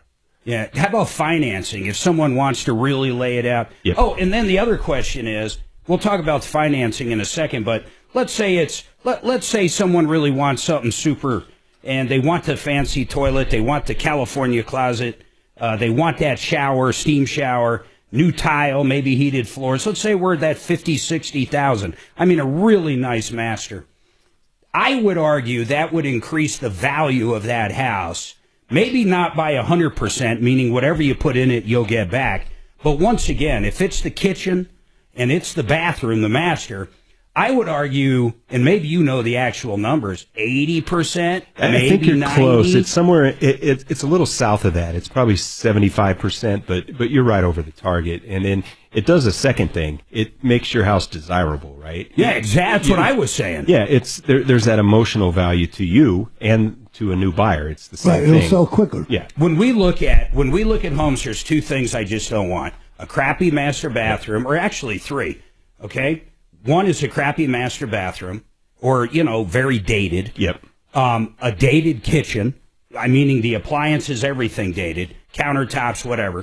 And then the third, which drives me crazy, you probably love them, but Jack and Jill bathrooms. I hate Jack and Jill bathrooms. I have no idea why people would ever get one. I saw a beautiful house. We loved everything about it. Everything was updated. It was beautiful, beautiful, beautiful. Mm-hmm. In fact, I'll tell you something crazy. It actually had a gas fireplace in the bedroom and in the shower. It was shared between the shower wall and the bedroom wall. Nice. And it was a gas fireplace. Yeah. Absolutely gorgeous. But they had a Jack and Jill bathroom on the first floor. Oh, really? Yeah, they had the two kids' rooms. It was a custom house. They built them on the first floor with the master instead of upstairs, where they should have been, in my opinion. Right. And they built this Jack and Jill bathroom, which meant when you had guests over, they're dealing with a Jack and Jill bathroom, which is crazy. Oh, yeah. Yeah, that would be weird on the first floor. On the first floor. Yeah. But do you remodel a lot of those now? Yeah, we do a lot. A lot of houses were built with them, right? Yeah, with because the kids are upstairs. And we keep them as Jack and Jill's probably 90% of the time. Every now and then somebody will ask us to wall the door off and just make a single entrance. So you guys can do that. Can you guys even get into the construction part? Like I'm trying to describe even what I'm saying. Well, I already know you do, because you guys were talking about knocking down our shower altogether and turning it into a closet. Yeah, we can totally do that. Any of it. Yeah, if you got roughing in the basement, we can build you a new bathroom, walls, everything. Move the plumbing. If you're rearranging, it's not just remodel. You guys can actually add a bathroom to the basement. Yeah, we can. Yep. As long as it's a bathroom, we do it. We stay out of the other areas. All you do is bathrooms. Yeah. That's your bread and butter. Can you put a steam shower in any existing shower? Just about. Just about. We got to find a place to put the steam machine. Yeah. Otherwise, yes. Yeah, and it's crazy, Doc. Those things, depending on the size of it, you could be running a 30 or 50 amp circuit, man. I mean, like some of these bigger ones are unbelievable. They suck power like a hot tub. Oh, I had one in my other house, and I'm just thinking about. I love it. Whether I should do one in my master bath. Yeah. So the steam unit's got to sit somewhere, and it sure can't sit in the shower itself. It's basically connects and then goes through whatever the porcelain, and then there's your little steam head where it comes out. Can it? But hold on, and then wherever it is, you got to run. It's got to have its own connection to the electric box. So you got an electric drain and plumbing to it. Yeah, and you got to sit somewhere where you can get to it if you need to. And you can't use. No, it's crazy. People don't know this. You can't use the same drain as you do for the shower. So like mine literally has a drain going from itself. It's a self-flushing unit all the way down to my basement into the utility room where it dumps the water when you turn it off. So they had to run that. Then they had to run 50 amp or a 30 amp up to the unit. It's crazy. It's not a single. Same with the fancy toilets. A lot of people don't have an outlet. You got to direct power these things. Yep. In most cases, though, we can do it. Yeah, I know you guys can. That's what you do. Yeah. So my question is, I'm single, but I have in my. I wonder why. Well, you know why. In my in my bath, I have 2 sinks, 2 vanities. Could you put the steam unit under the sink? Yeah, and sometimes, yeah, because it's right next to the shower. It depends. Oh, it depends. But But it's all done by code. Right. I mean, they put. Yeah. Oh no, I understand that. Everything. All right, listen, I got to take this break. 303-713-8255. 303 Martino. Don't forget that number works on and off the air. 303 Martino. Tell your friends, tell anybody out there you've been ripped off, taken advantage of. Help at troubleshooter.com. 303 Martino. Hold on. A question for you. Yeah. In my shower now, there's about this much, I don't know, 2.5 feet open, and all the cold air from the bath comes in there. Is it possible to just put like a glass or something there so that the shower is totally enclosed? Oh, I see what you're saying. So the answer is yes, but there's a lot more involved in that. As soon as you enclose it, you need to tile the ceiling or you're going to start having water damage. Oh, okay. And you can't just add it to the existing. I'll see, because the ceiling may be tiled already. I'll take a look. Yeah, but you can't add the glass to the existing. You got to redo that. Hold on, guys. Okay.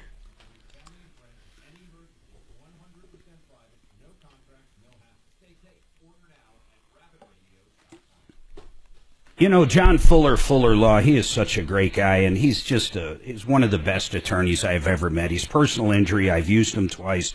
Both times he got us every penny the at-fault person had in insurance, every single penny, and that's pretty incredible. And then when he got all that money, he went to the hospital and the ambulance company and everybody else that was involved and got their bills down to put more money in our pocket. And we dealt with John when we wanted to. We had his cell phone number just like you will. So any questions you have, you get to talk to the attorney. And he holds your hand through the entire case. He tells you what to do, what not to do. He knows how to maximize it. He knows how to help you and help your family. He just gets it. That's what he does for a living. It's what he specializes in. And he's been doing it a very long time. He's got a great staff that's there to support him and help him. But once again, you deal with John, you deal with the attorney. These other places, to be quite honest, you see him on the side of the buses. You see him on park benches. You've heard him on TV a million times.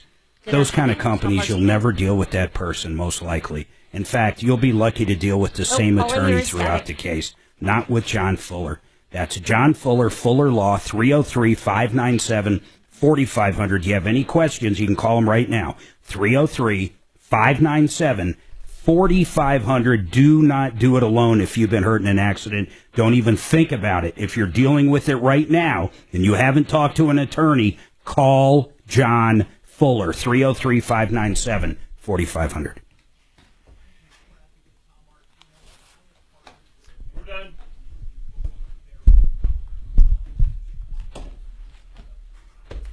Thanks for that. Yeah, of course, man.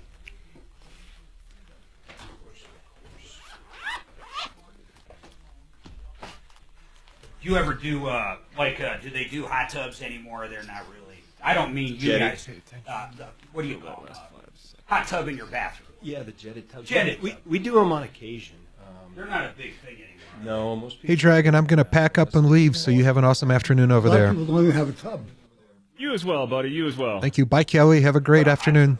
I kept the tub. She ran away. in my But upstairs bathroom, Okay. just in case, because I don't use it. Yeah.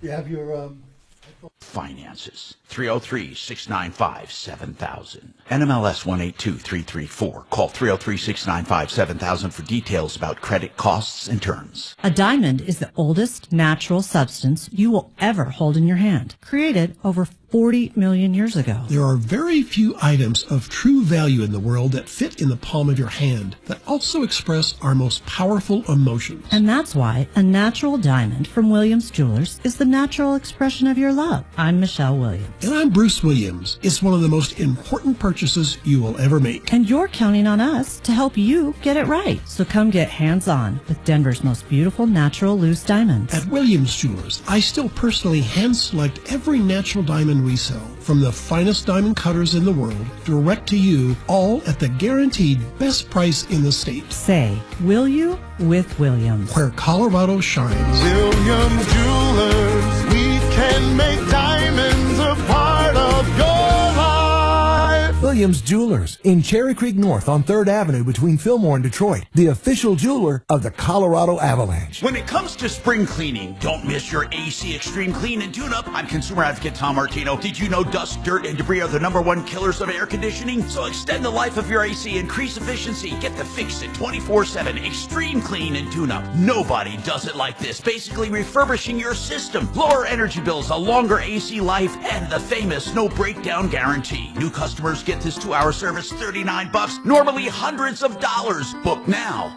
FixMyHome.com. Are you living with dry AMD?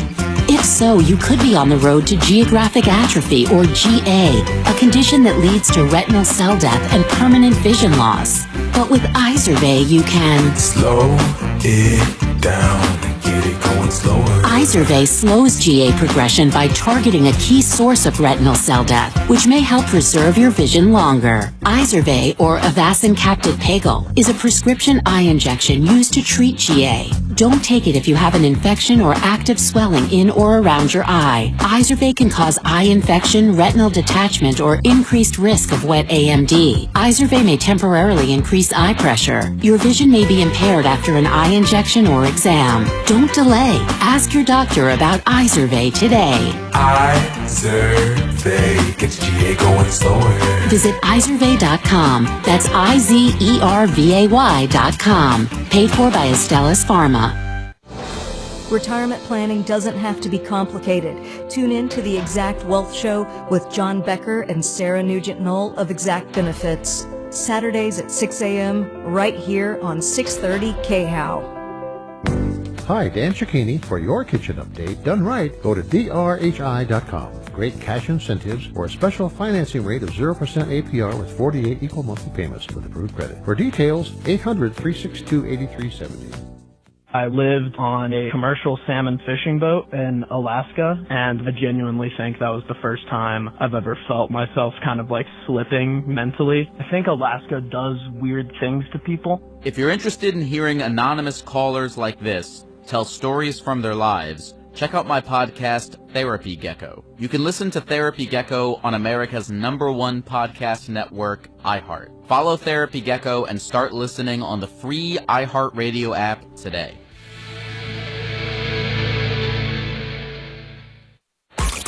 Follow Tom Martino at Real Tom Martino. And stay connected with all of us at 630 KHOW, KHOW.com, and on the iHeartRadio app. This is Denver's talk station, 630 KHOW. I'm consumer advocate Tom Martino, and I've seen the wrong way to sell precious metals, tangled necklaces, mismatched earrings, broken watches, coins. The wrong way is not knowing who you can trust. That's why I recommend David Ellis Jewelry on 3rd and Clayton. He'll weigh it and pay it. He'll even buy your fine jewelry and diamonds. I've known him 40 years. It's time you get to know him. 2640 East 3rd Avenue. That's 3rd and Clayton. 303-322-8779. 322-8779. It's Henry Bretz with Excel Roofing. If your home was in a hail or windstorm, you should call Excel Roofing first. We'll let you know if you have damage and if you should file a claim. 303-761-6400. Excel is Martino's favorite roofer. Honest inspections, no cancellation fees. You don't pay a cent until you're content. 303-761-6400. ExcelRoofing.com. We're on top of it. Every year, millions of Americans are exposed to a contagious virus. What is this virus? It's stigma. Stigma promotes an environment of shame, fear, and silence, which prevents millions of people from seeking help. But there's good news. The National Alliance on Mental Illness believes stigma towards mental illness is 100% curable. So do yourself and everyone a favor. Go to curestigma.org and get tested for stigma. KRFX HD2 Denver. KHOW Denver, an iHeart radio station. Make us the #1 preset on the free iHeart radio app. Listen for all your music, radio, and podcasts. Free never sounded so good.